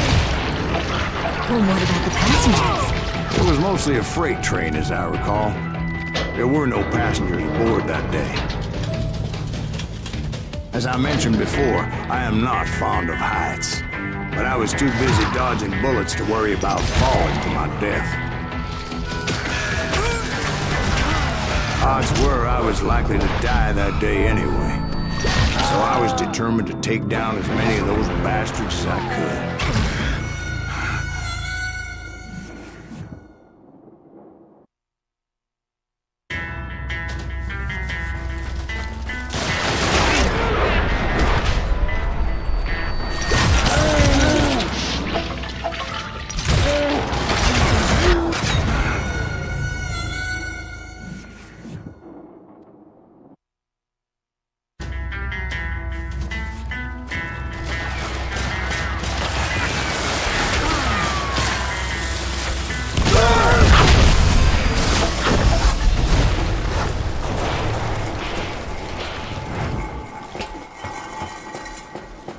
I kept hoping the law would show up and give me a hand. You mean like that giant Pinkerton posse that I read about?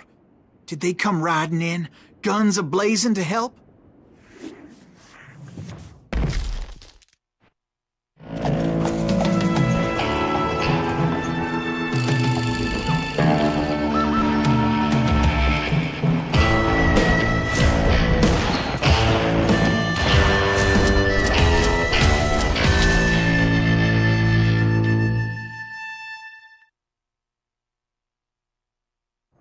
Help? From the Pinkertons? No, son. I had to fight the Wild Bunch all by my lonesome, as usual. Who the hell is that?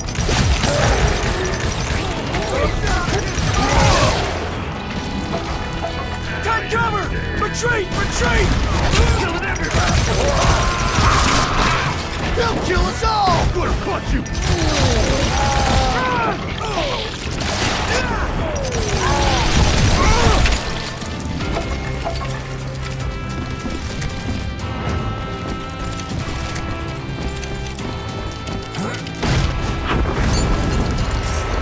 My guess is those dime novels didn't portray this as it happened, did they? Only a few stragglers were left. I had to cut them down pronto if I was going to stay on old Bob's trail.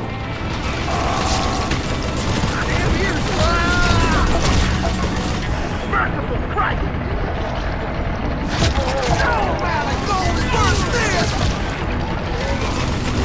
Run! If you want to live!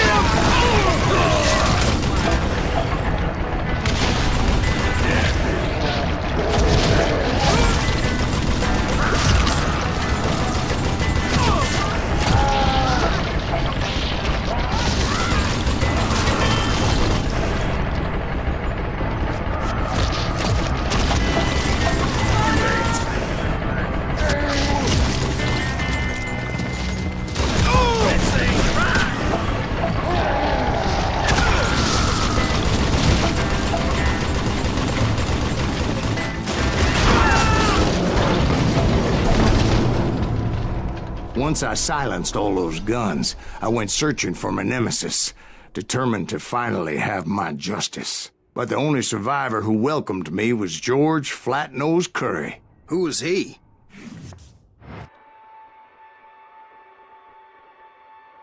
The fastest gun in the gang.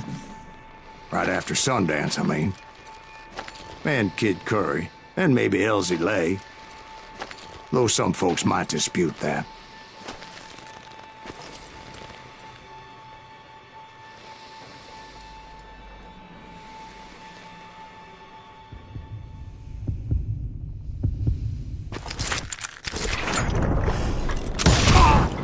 On that very same day, Butch Cassidy and the Sundance Kid decided to leave the Wild Bunch behind and decamped for South America.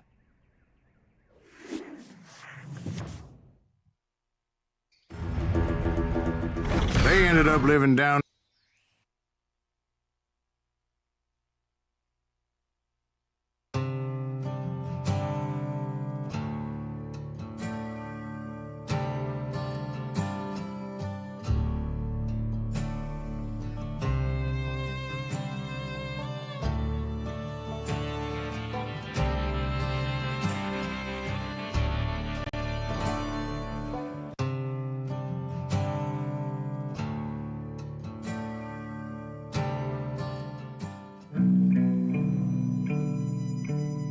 I tried to find Bob Bryant, but it was as if he'd disappeared. Sometime later, I heard the Wild Bunch was back together. Kid Curry escaped from jail, and now he was running the whole shebang. So I took to their trail, as I was still in pursuit of my brother's killer and hoped that he was back with him.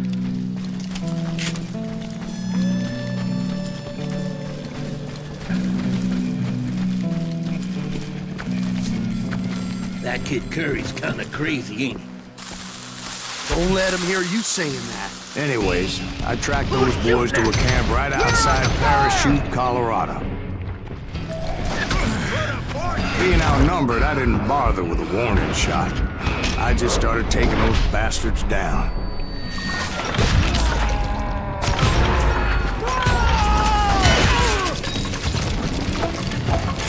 Old Bob wasn't among them, and neither was Kid Curry. I could sense him close by, however, plotting something nasty. I just needed a clue as to their whereabouts. And I found one. A map with their bold plan clearly marked. This time they were fixing to blow up a train trestle. Property of the Union Pacific.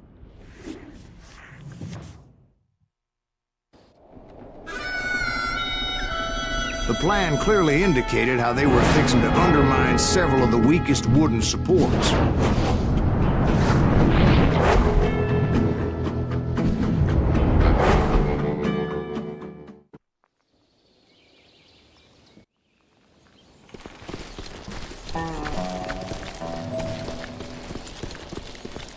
Kid Curry was considered the wildest of the Wild Bunch. It was said that he fathered 85 bastard children. Though some say it was only 5. Kid Curry had bragged to a whore how he was gonna rob a train heading to the U.S. Mint in Denver. And that whore, Fat Sally, she told me.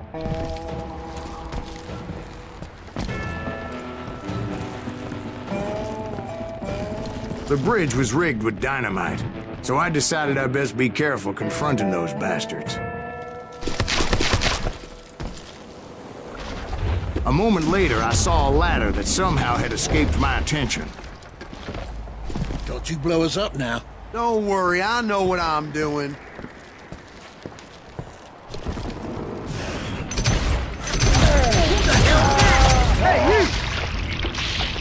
But the Wild Bunch did not take kindly to my presence and attempted to blow my head off.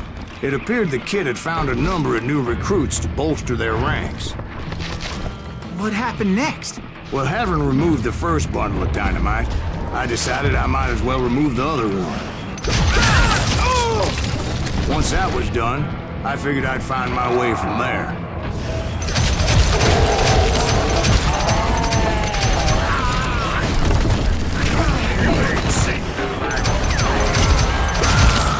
So, what happened then? Had to remove more of that damn dynamite.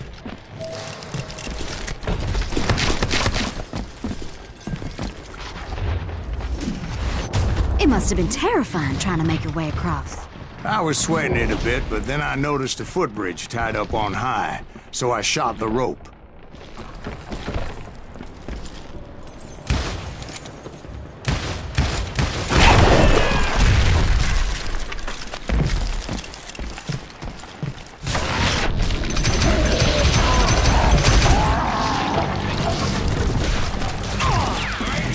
So that was all the dynamite? Well, funny you should mention.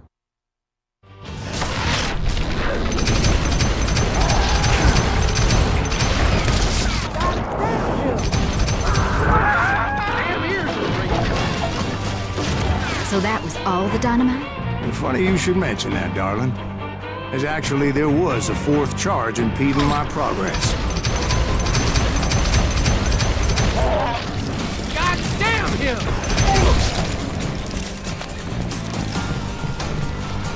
Once I removed it, my path was pretty clear.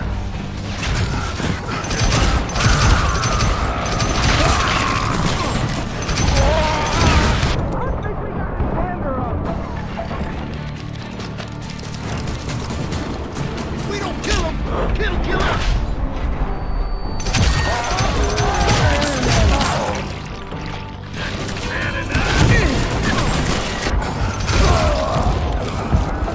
So I proceeded onward, and realized that that way just wasn't gonna work. I needed an alternate path forward.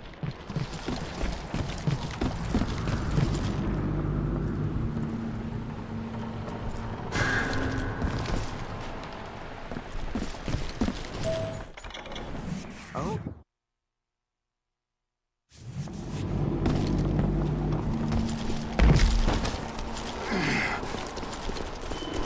Luckily, I found a cave, and as I made my way back to the bridge, I saw something.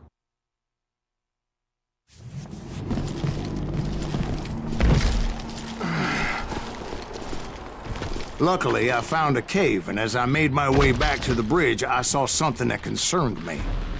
It was a long, burning fuse, and it was moving fast as hell. I had to catch it.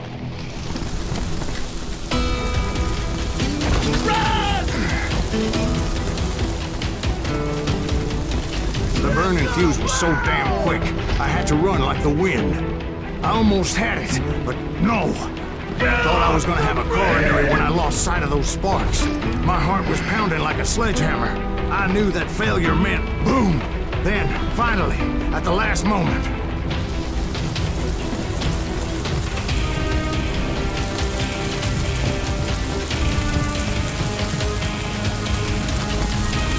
Whew. Of course, I was successful, or clearly I wouldn't be talking to you folks here today. Naturally, I removed the last dynamite charge. Well, it was a touching reunion.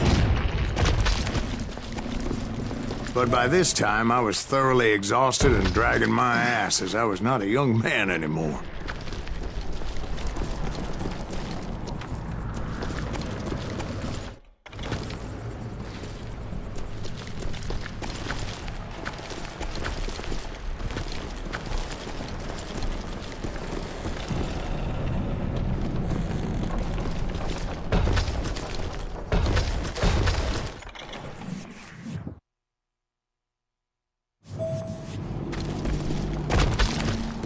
But by this time, I was thoroughly exhausted and dragging my ass, as I was not a young man anymore.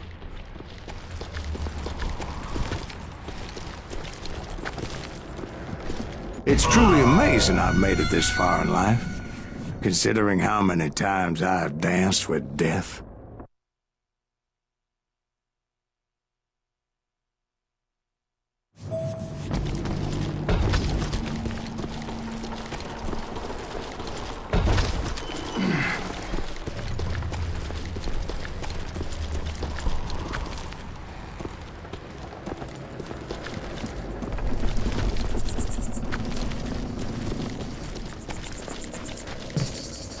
Kill that SOB! Make him bleed! Send him to forget! Finally, I found those boys. or more precisely, they found me. Just when I thought things couldn't get worse, Kid Curry opened up on me with a goddamn Gatling gun. It was hidden in this tunnel and pretty well shielded.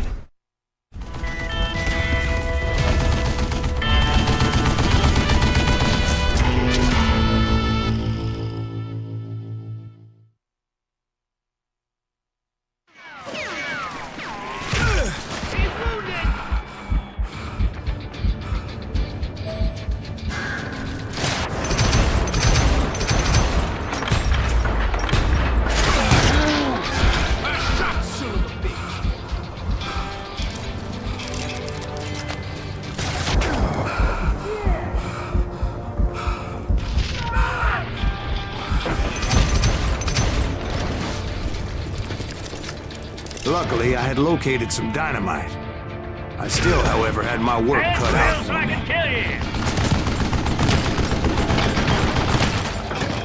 What are you, yellow? Are you kidding me? Time for you to lay down and die. Damn!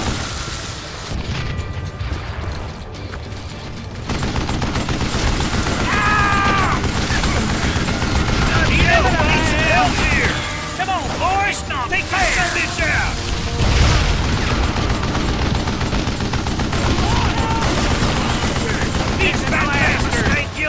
Eventually, I brought that tunnel down. And that's when I met Kid Curry himself. He had decided to stop pussyfooting around and deal with me personally.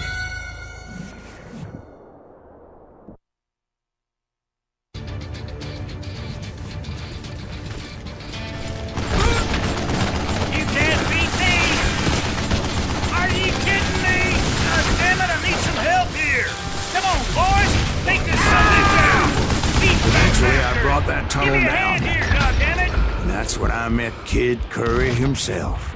He had decided to stop pussyfooting around and deal with me personally.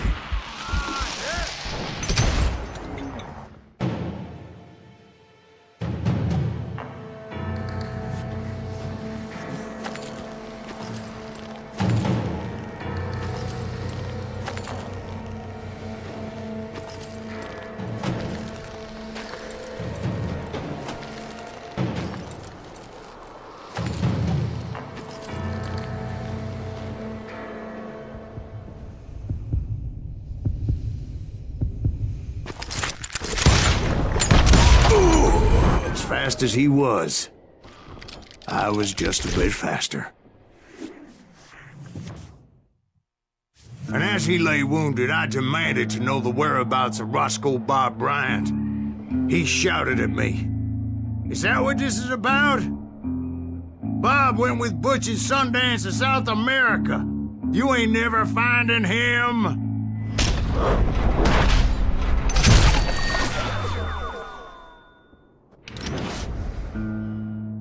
Those were his last words.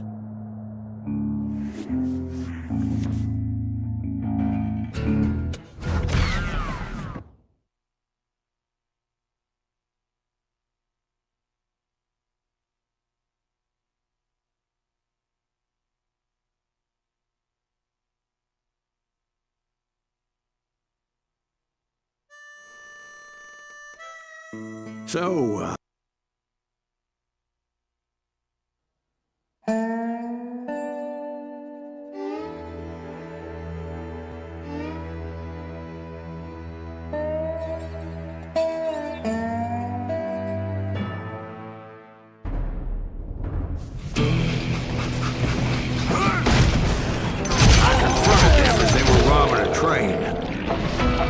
bullets were flying at me from every which way. But I knew I'd have to find my way forward if I was gonna find this gem.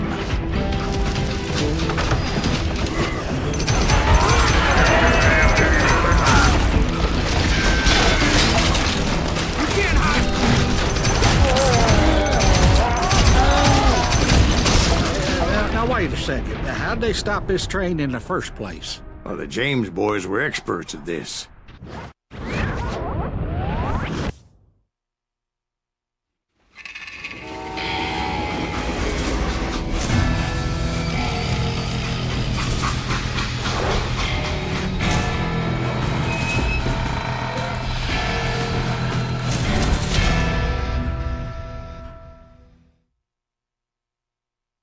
They hopped a freight train having heard there was a big payroll in the express safe. So, I hopped the same train.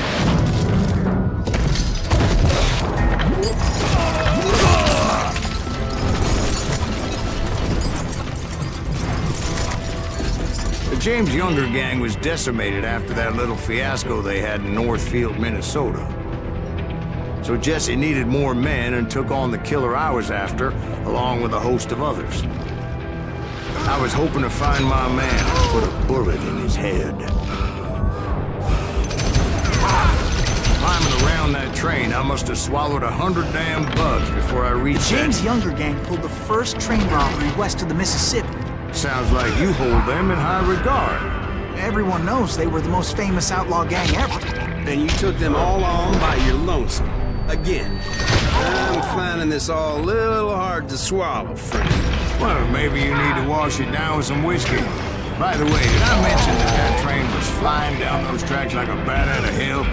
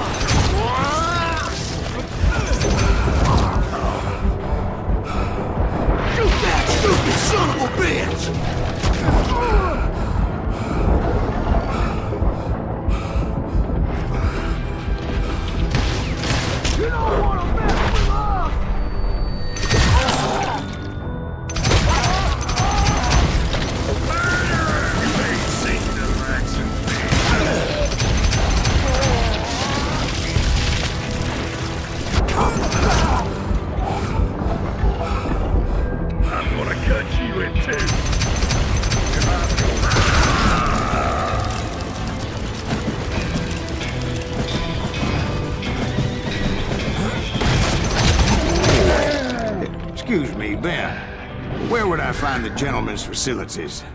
Suddenly I have an urgent need to drain my one-eyed snake.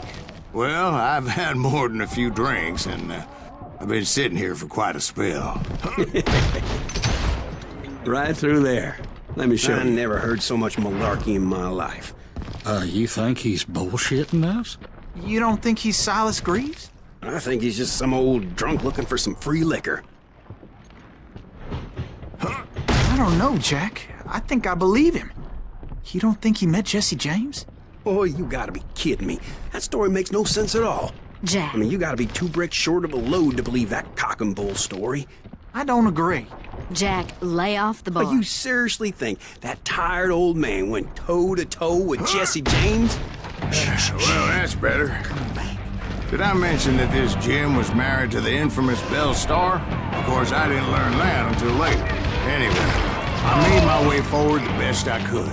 Around the sides, over the roof. At some point, some sumbitch saw me and shouted out, "It's the damn Pinkertons!" It's the damn Pinkertons! Now, I never worked for that limey cocksucker, but I guess they assumed I was one of his assassins. Those evil bastards firebombed Jesse's mother's house and killed his stepbrother. It was a rickety ride and quite precarious.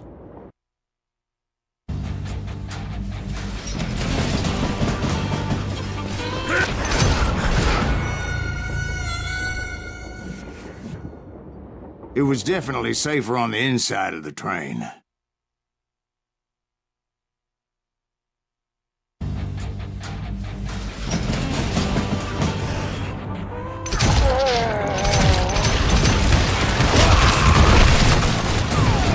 Shoot him, for Christ's sake!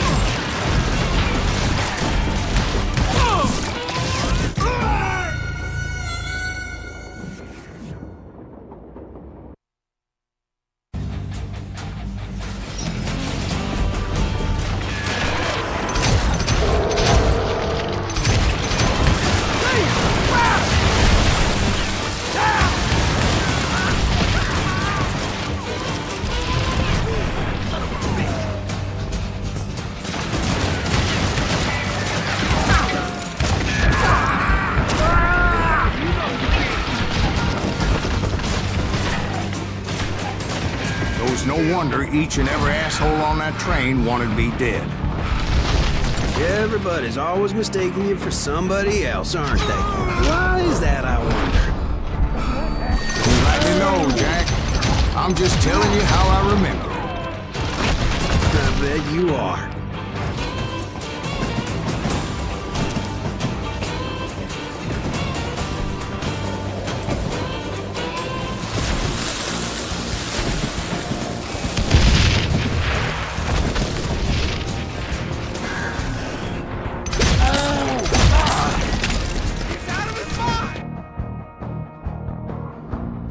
I came across a flat car piled high with logs and had to come up with a creative way to make my way forward.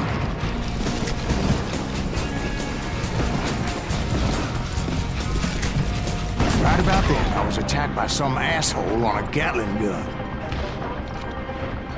Yeah, seems like you run into a lot of them. Asshole? Gatling guns. Yes, I did. Now, I don't remember how I took it out. It was either a bullet or dynamite. Where would you find dynamite?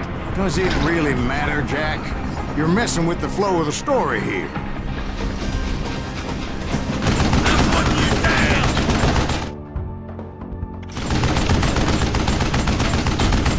Get out of here! God damn, this takes a while.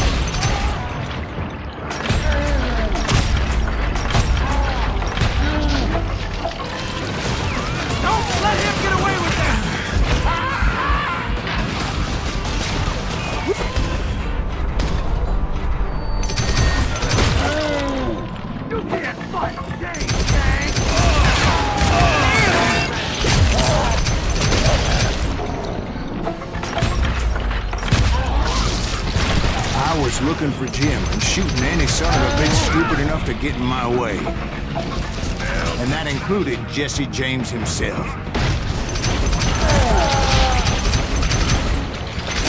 I'm dead. So are you. There sure were a lot of men determined to die that day.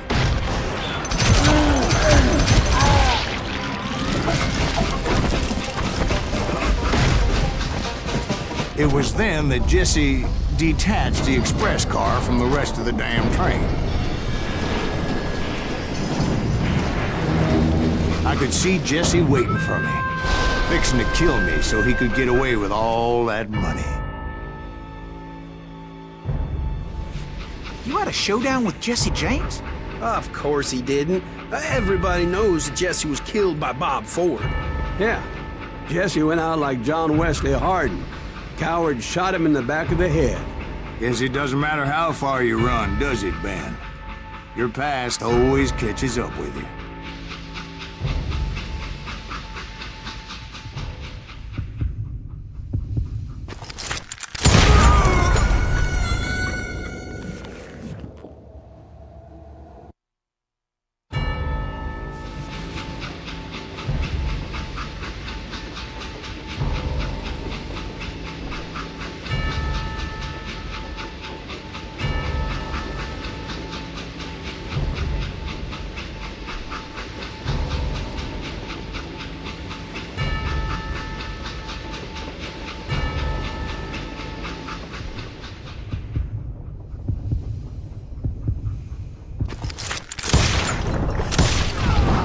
Yeah, I didn't kill Jesse James.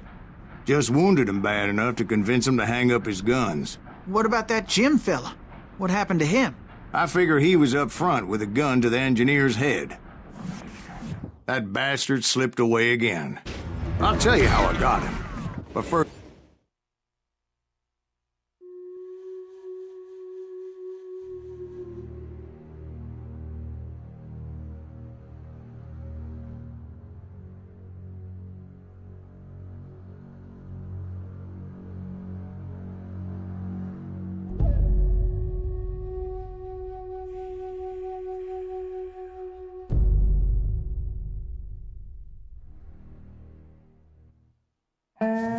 After my showdown with Jesse, I continued to track his brother, Frank, and that son of a bitch, Jim. I followed those bastards into the high mountains as they were going to ground. What mountains would that be? Somewhere in the Ozarks, I believe. The perfect place to hide out from the authorities. In fact, before I could find them, some Indians who fled the res and were hiding out from the military found me first. They probably thought I was a cavalry scout. Didn't want me telling the military where they were. Indians? Yeah, they could have been Cheyenne, but there was all sorts of renegades roaming the landscape back then.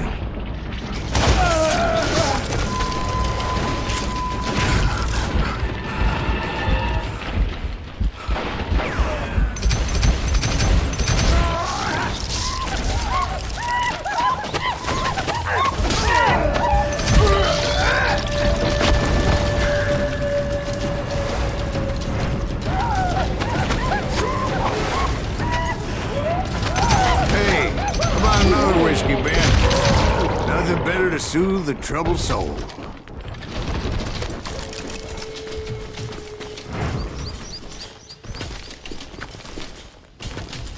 Now, where was I? Indians, right.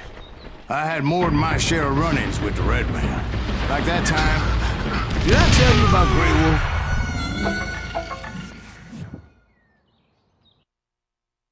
Like that time... Did I tell you about Grey Wolf? Yes, sir. You did. Of course I did. In fact, I can still remember that old medicine man's words to me. Jesus Christ, we're back to that again? You carry great darkness in your heart. It will claim your soul. You will come to this place again and kill many more men. And the darkness will grow until it consumes everything you are.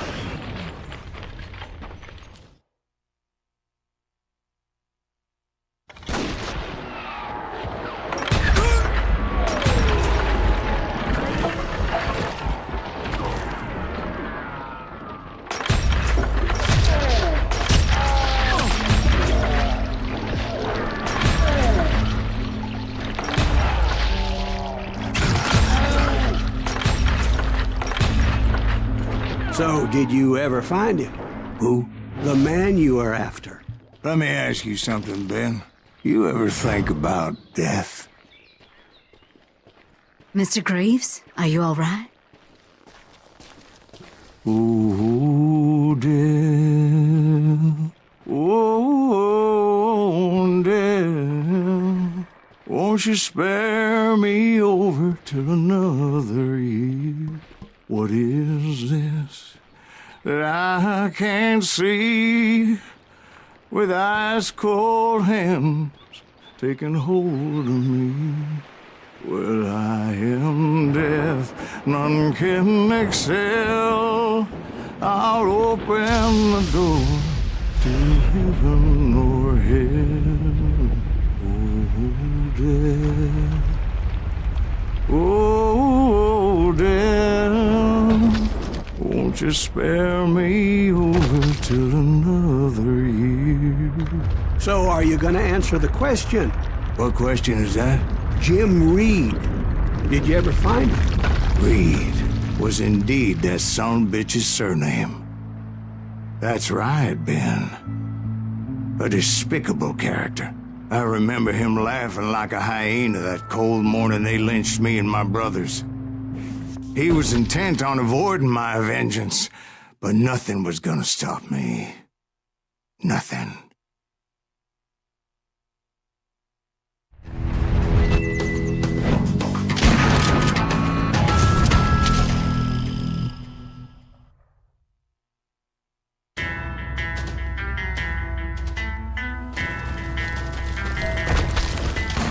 I finally did track those outlaws down.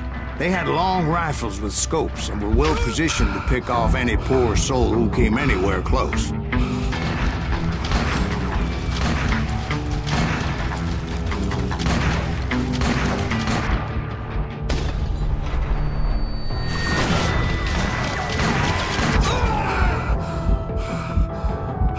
I'm guessing Frank James believed I was responsible for the demise of his brother Jesse. I couldn't really disagree with the man, as I thought Jesse was dead then as well. He backed off as I closed in on him, but he was still intent on killing me. And when I closed in on him again, he backed off again, looking for a better angle on me.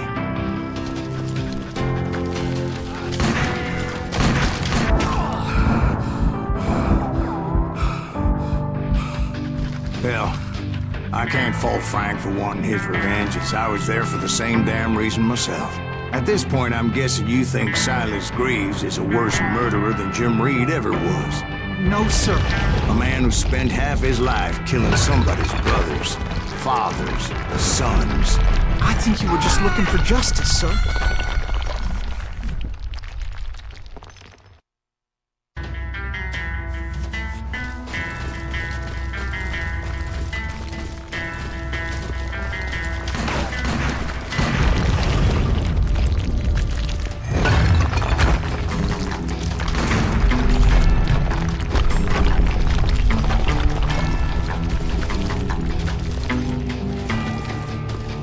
Isn't that why you were hunting the James gang? The James gang.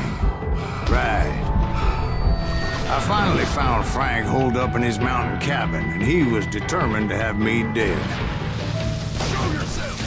It was a pitched battle that could have gone either way. Luckily, I had some dynamite in my possession. Dynamite? On your person? A few sticks, just in case. It's always good to be prepared. Right. I'm just laying out the facts as I remember them, Jack. And that old shack, well, it went tumbling right off that cliff. With Frank James still in it?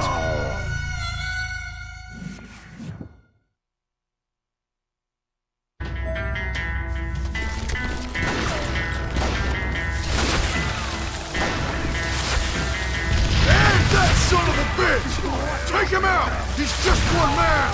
Put him down! I want that bastard dead! And that old shack, well, it went tumbling right off that cliff. With Frank James still in it? Yes, sir. But Frank James is still alive, living in Missouri, showing folks around the family farm for 25 cents a tour. I didn't say he died in the fall, now did I?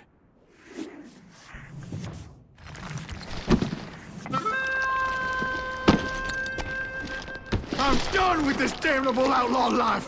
Kill me, don't kill me, do what you will! At this point, I just don't give a shit!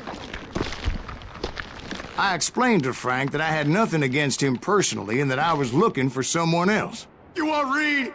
Have at him! I never did like that bastard! I am done here! We parted in peace as Frank pointed out the path to my prey before making his way back down the hill.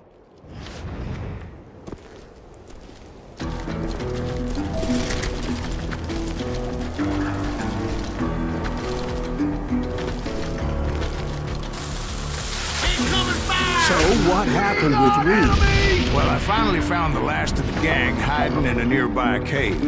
First, I had to dispatch the lookouts, as I was determined not to let that murderer escape my revenge again.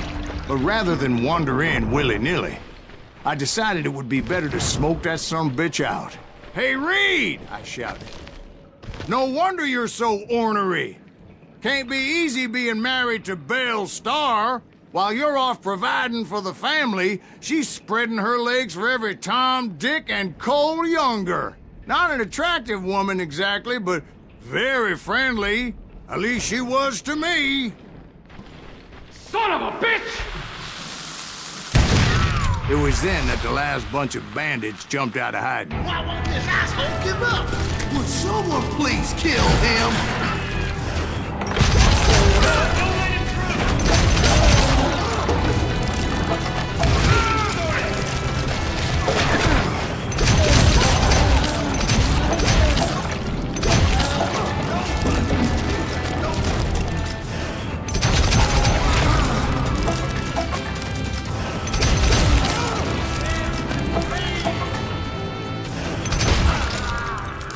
Eventually, it was just me and Reed.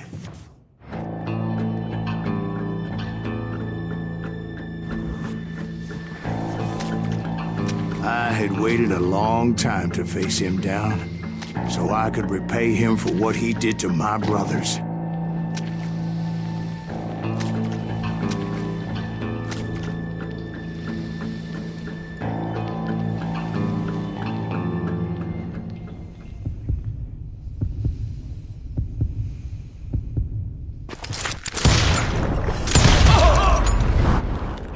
And repay him I did.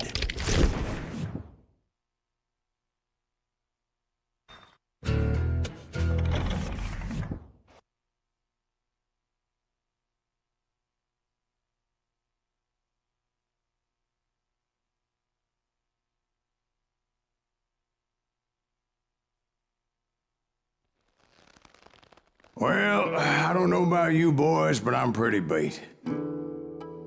Well, it's too damn bad you never found that Bob character. Seems a shame he never had to pay. Well, funny thing about that, I did have one more chance at him.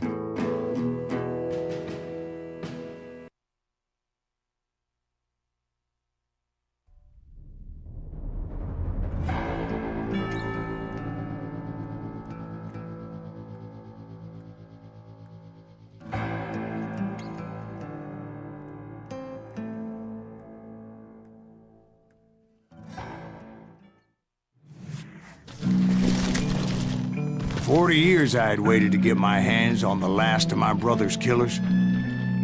Not even an army of demons could have stopped me now.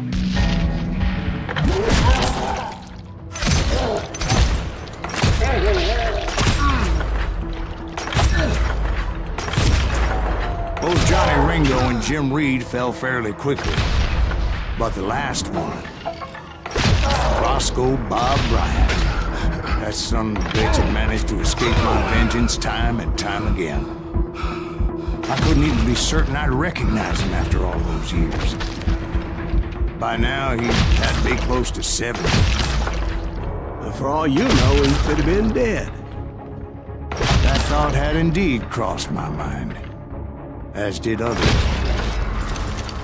For instance, did my thirst for vengeance turn me into something worse than the man I was after? By this point in my storied career, I had killed more men than Bob Bryant ever had. I was furious as hell at that bastard for making me who I am. Nothing could stop me from taking his life. I'd been after that killer forever. From the time I rode with Billy the Kid. But that chapter of my story you already know.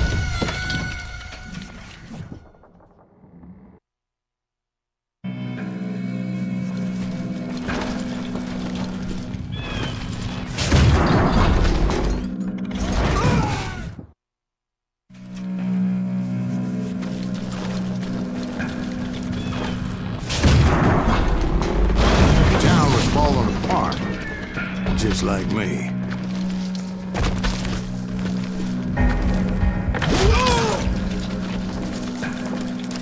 But I wasn't about to call it quits.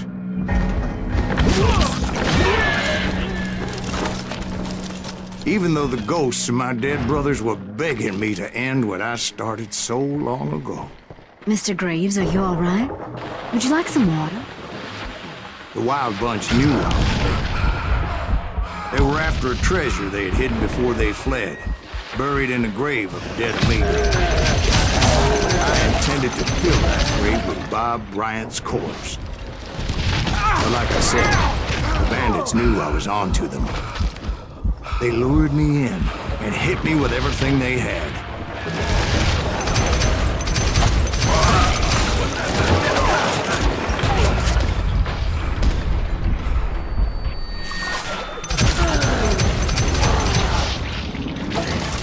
Where'd you learn that?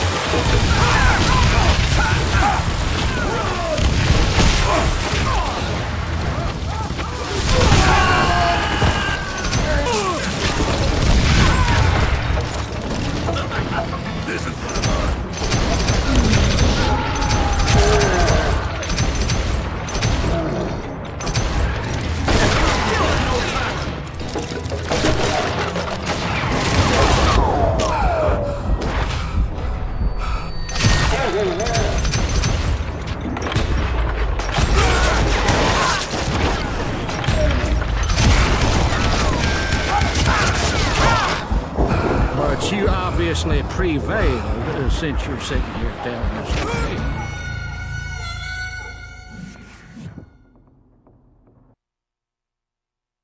Catch this, son of a bitch!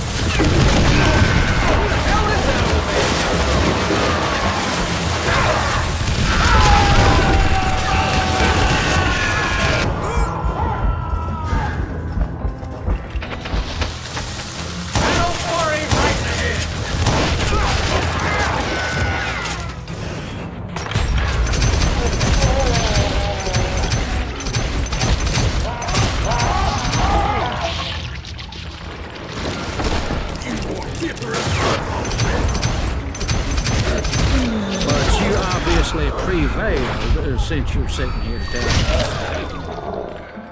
Actually, in that moment, I did not prevail. So I suppose we're talking to a ghost. Funny you should put it like that, Jack.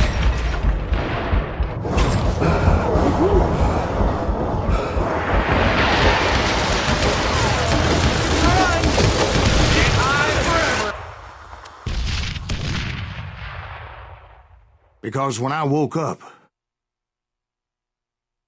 From the dead? There was silence all around me. I could swear to God I saw Billy then. Billy who? Billy, the kid. William Bonney. He was shooting at me from a rooftop. Here, there, even over there. So I am right. You are titched in the head. Mr. Greaves, perhaps we should switch you to coffee? You see that old Indian again, too? No, but I did see Billy's killer, Patrick Floyd Garrett. He came at me guns a-blazing.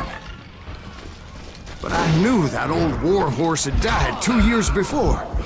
I wondered if maybe I was dead too and confronting the ghosts of my past. Perhaps all my sins were coming back to haunt me and drag me down to perdition. I saw Henry Plummer throw dynamite at me.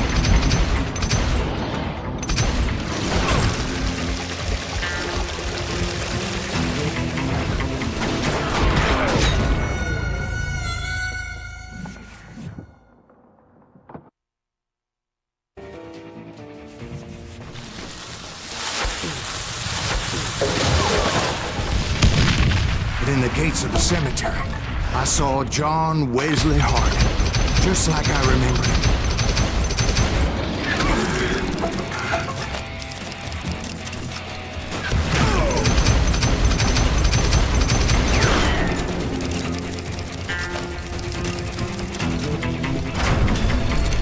Robert Ollinger appeared with his terrible double-barrel shotgun. Ghost Army was stopping me. My father-in-law got hit with a fallen branch. He spent the rest of his life talking to dogs. Newman Hayes Clanton, William Brocious, John Peters Ringo, they all wanted me dead.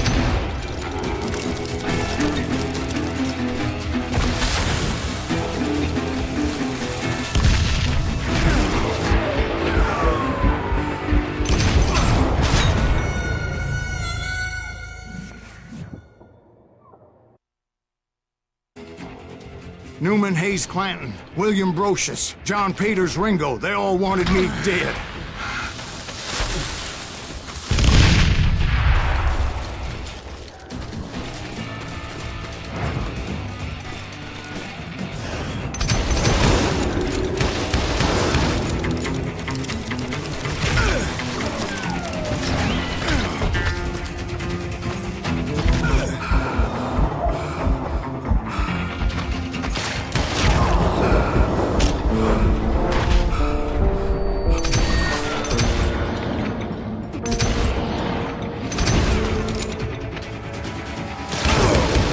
The Dalton brothers, Robert and Grattan, guardians of the Garden of the Dead.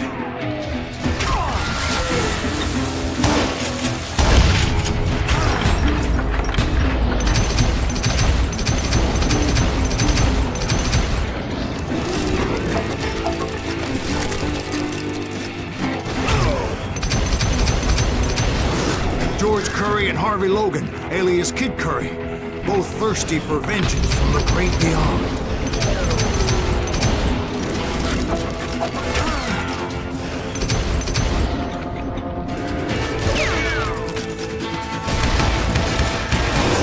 Jesse, Woodson, James, and Jim Reed, each one deader than the next. I thought I would go crazy. Thought?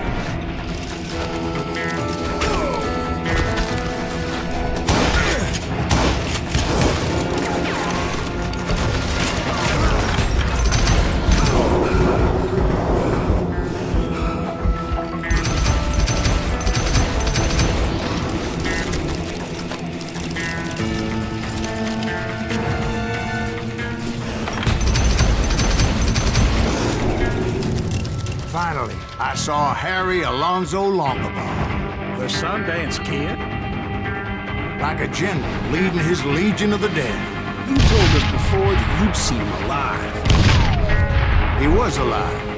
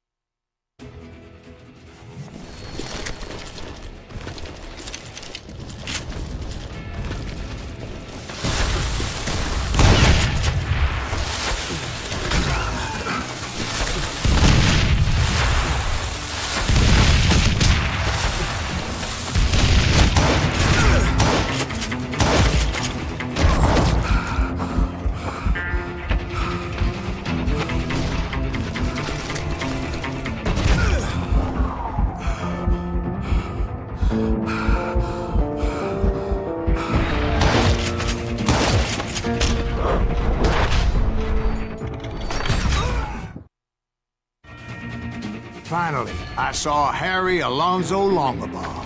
The Sundance Kid? Like a general leading his legion of the dead. You told us before that you'd seen him alive. He was alive.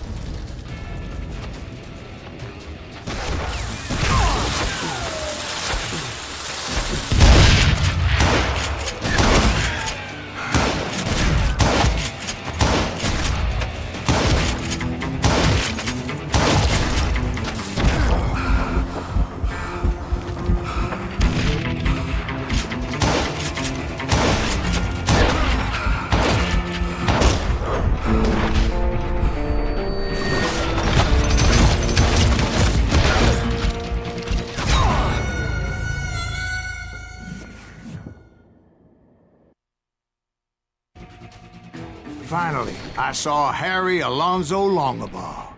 The Sundance Kid? Like a general leading his legion of the dead. You told us before that you'd seen him alive. He was alive.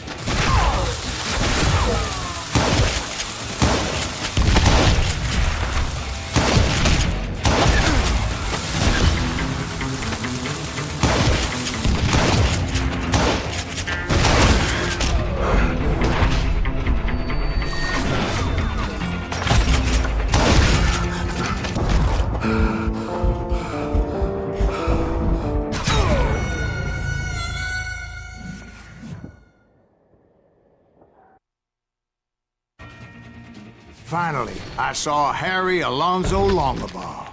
The Sundance Kid? Like a general leading his legion of the dead. You told us before that you'd seen him alive. He was alive.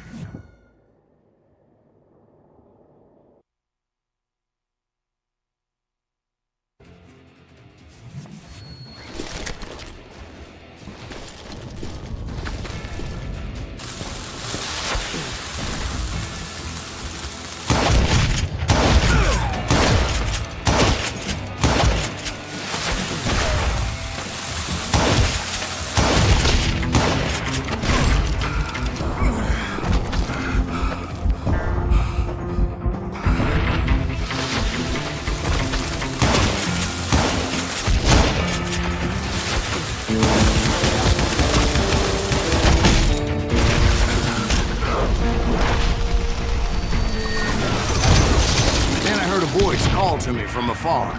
It was Robert Leroy Parker, a.k.a. Butch Cassidy, coming at me from out of the fog. Thanks for taking care of that bastard.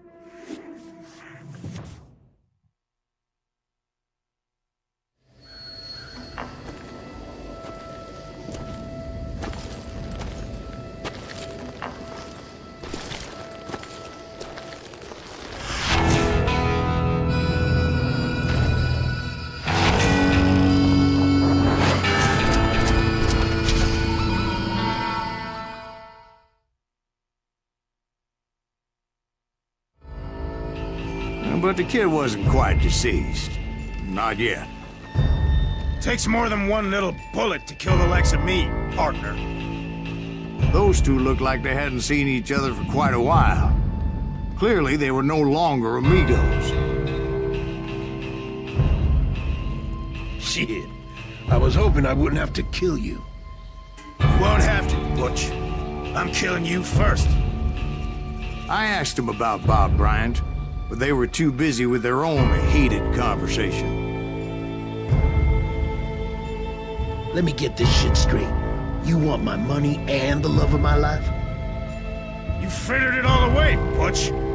Etta's mine. So is that damn money.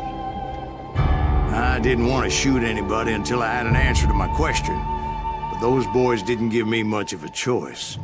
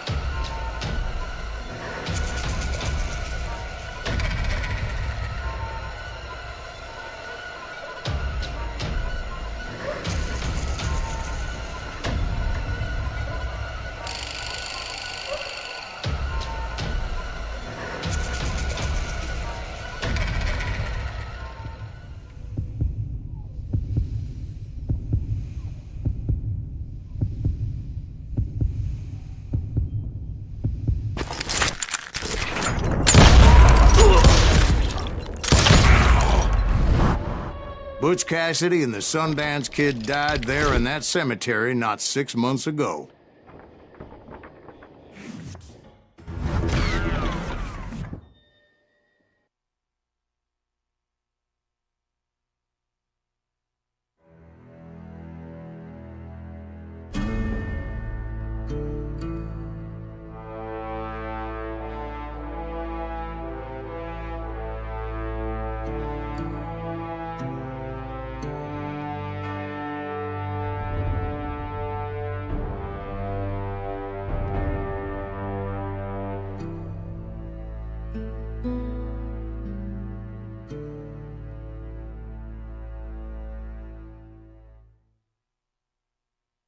Butch Cassidy and the Sundance Kid were killed by the Bolivian army. Everybody knows that. That's the legend, but it ain't the truth. So, you never found Bob? There is no Bob. This old sumbitch ain't even Silas Greaves. Sir, is that true? Have you been pulling our legs this whole time? Well, not the whole time. Oh man, I think you've worn out your welcome here. Maybe you're right, Jack. Maybe it's time to pay. You see, Ben, or should I say Bob, your past always catches up with you. I was a different man back then, crazy. Drinking, I've changed my ways, I swear to you. If I could turn back the clock, But you can't, Bob.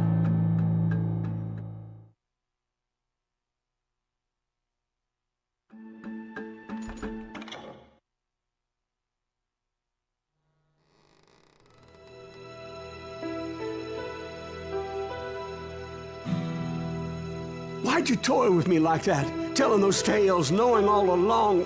Why not just lay your cards on the table? Here. I won't have it said that I left you with nothing. That's how you want it? So be it.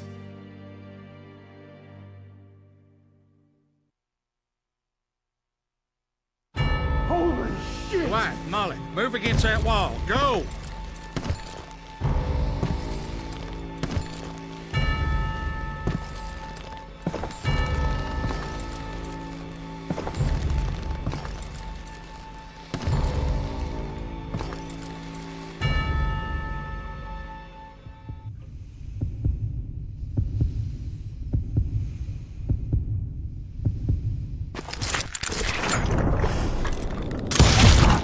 Oh my God! Oh, Jesus!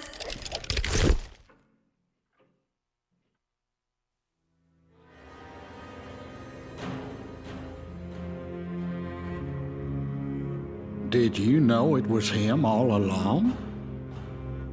Cassidy told me Bob was in Abilene before he died. But I wasn't sure Ben was my man until he revealed how much he knew about Ringo and Reed. The coin, of course. Well, that was the last nail in that particular coffin. I better go get the sheriff. You okay, boy? You're looking mighty shook up. Dwight, maybe you best go home. Young Eisenhower here is leaving for West Point tomorrow.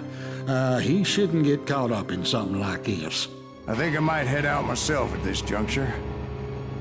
Unless you want to stop me, Jack. No, sir, Mr. Greaves. So where are you going now? Now that you had your revenge? Doesn't really matter, does it? As I've sold my soul for it, and will never again walk with those I have lost.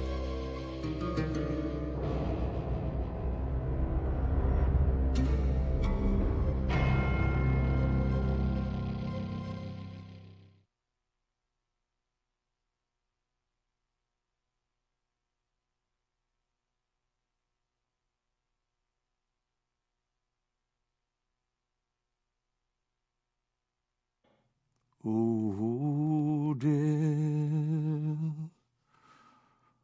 Oh, dear. Won't you spare me over till another year?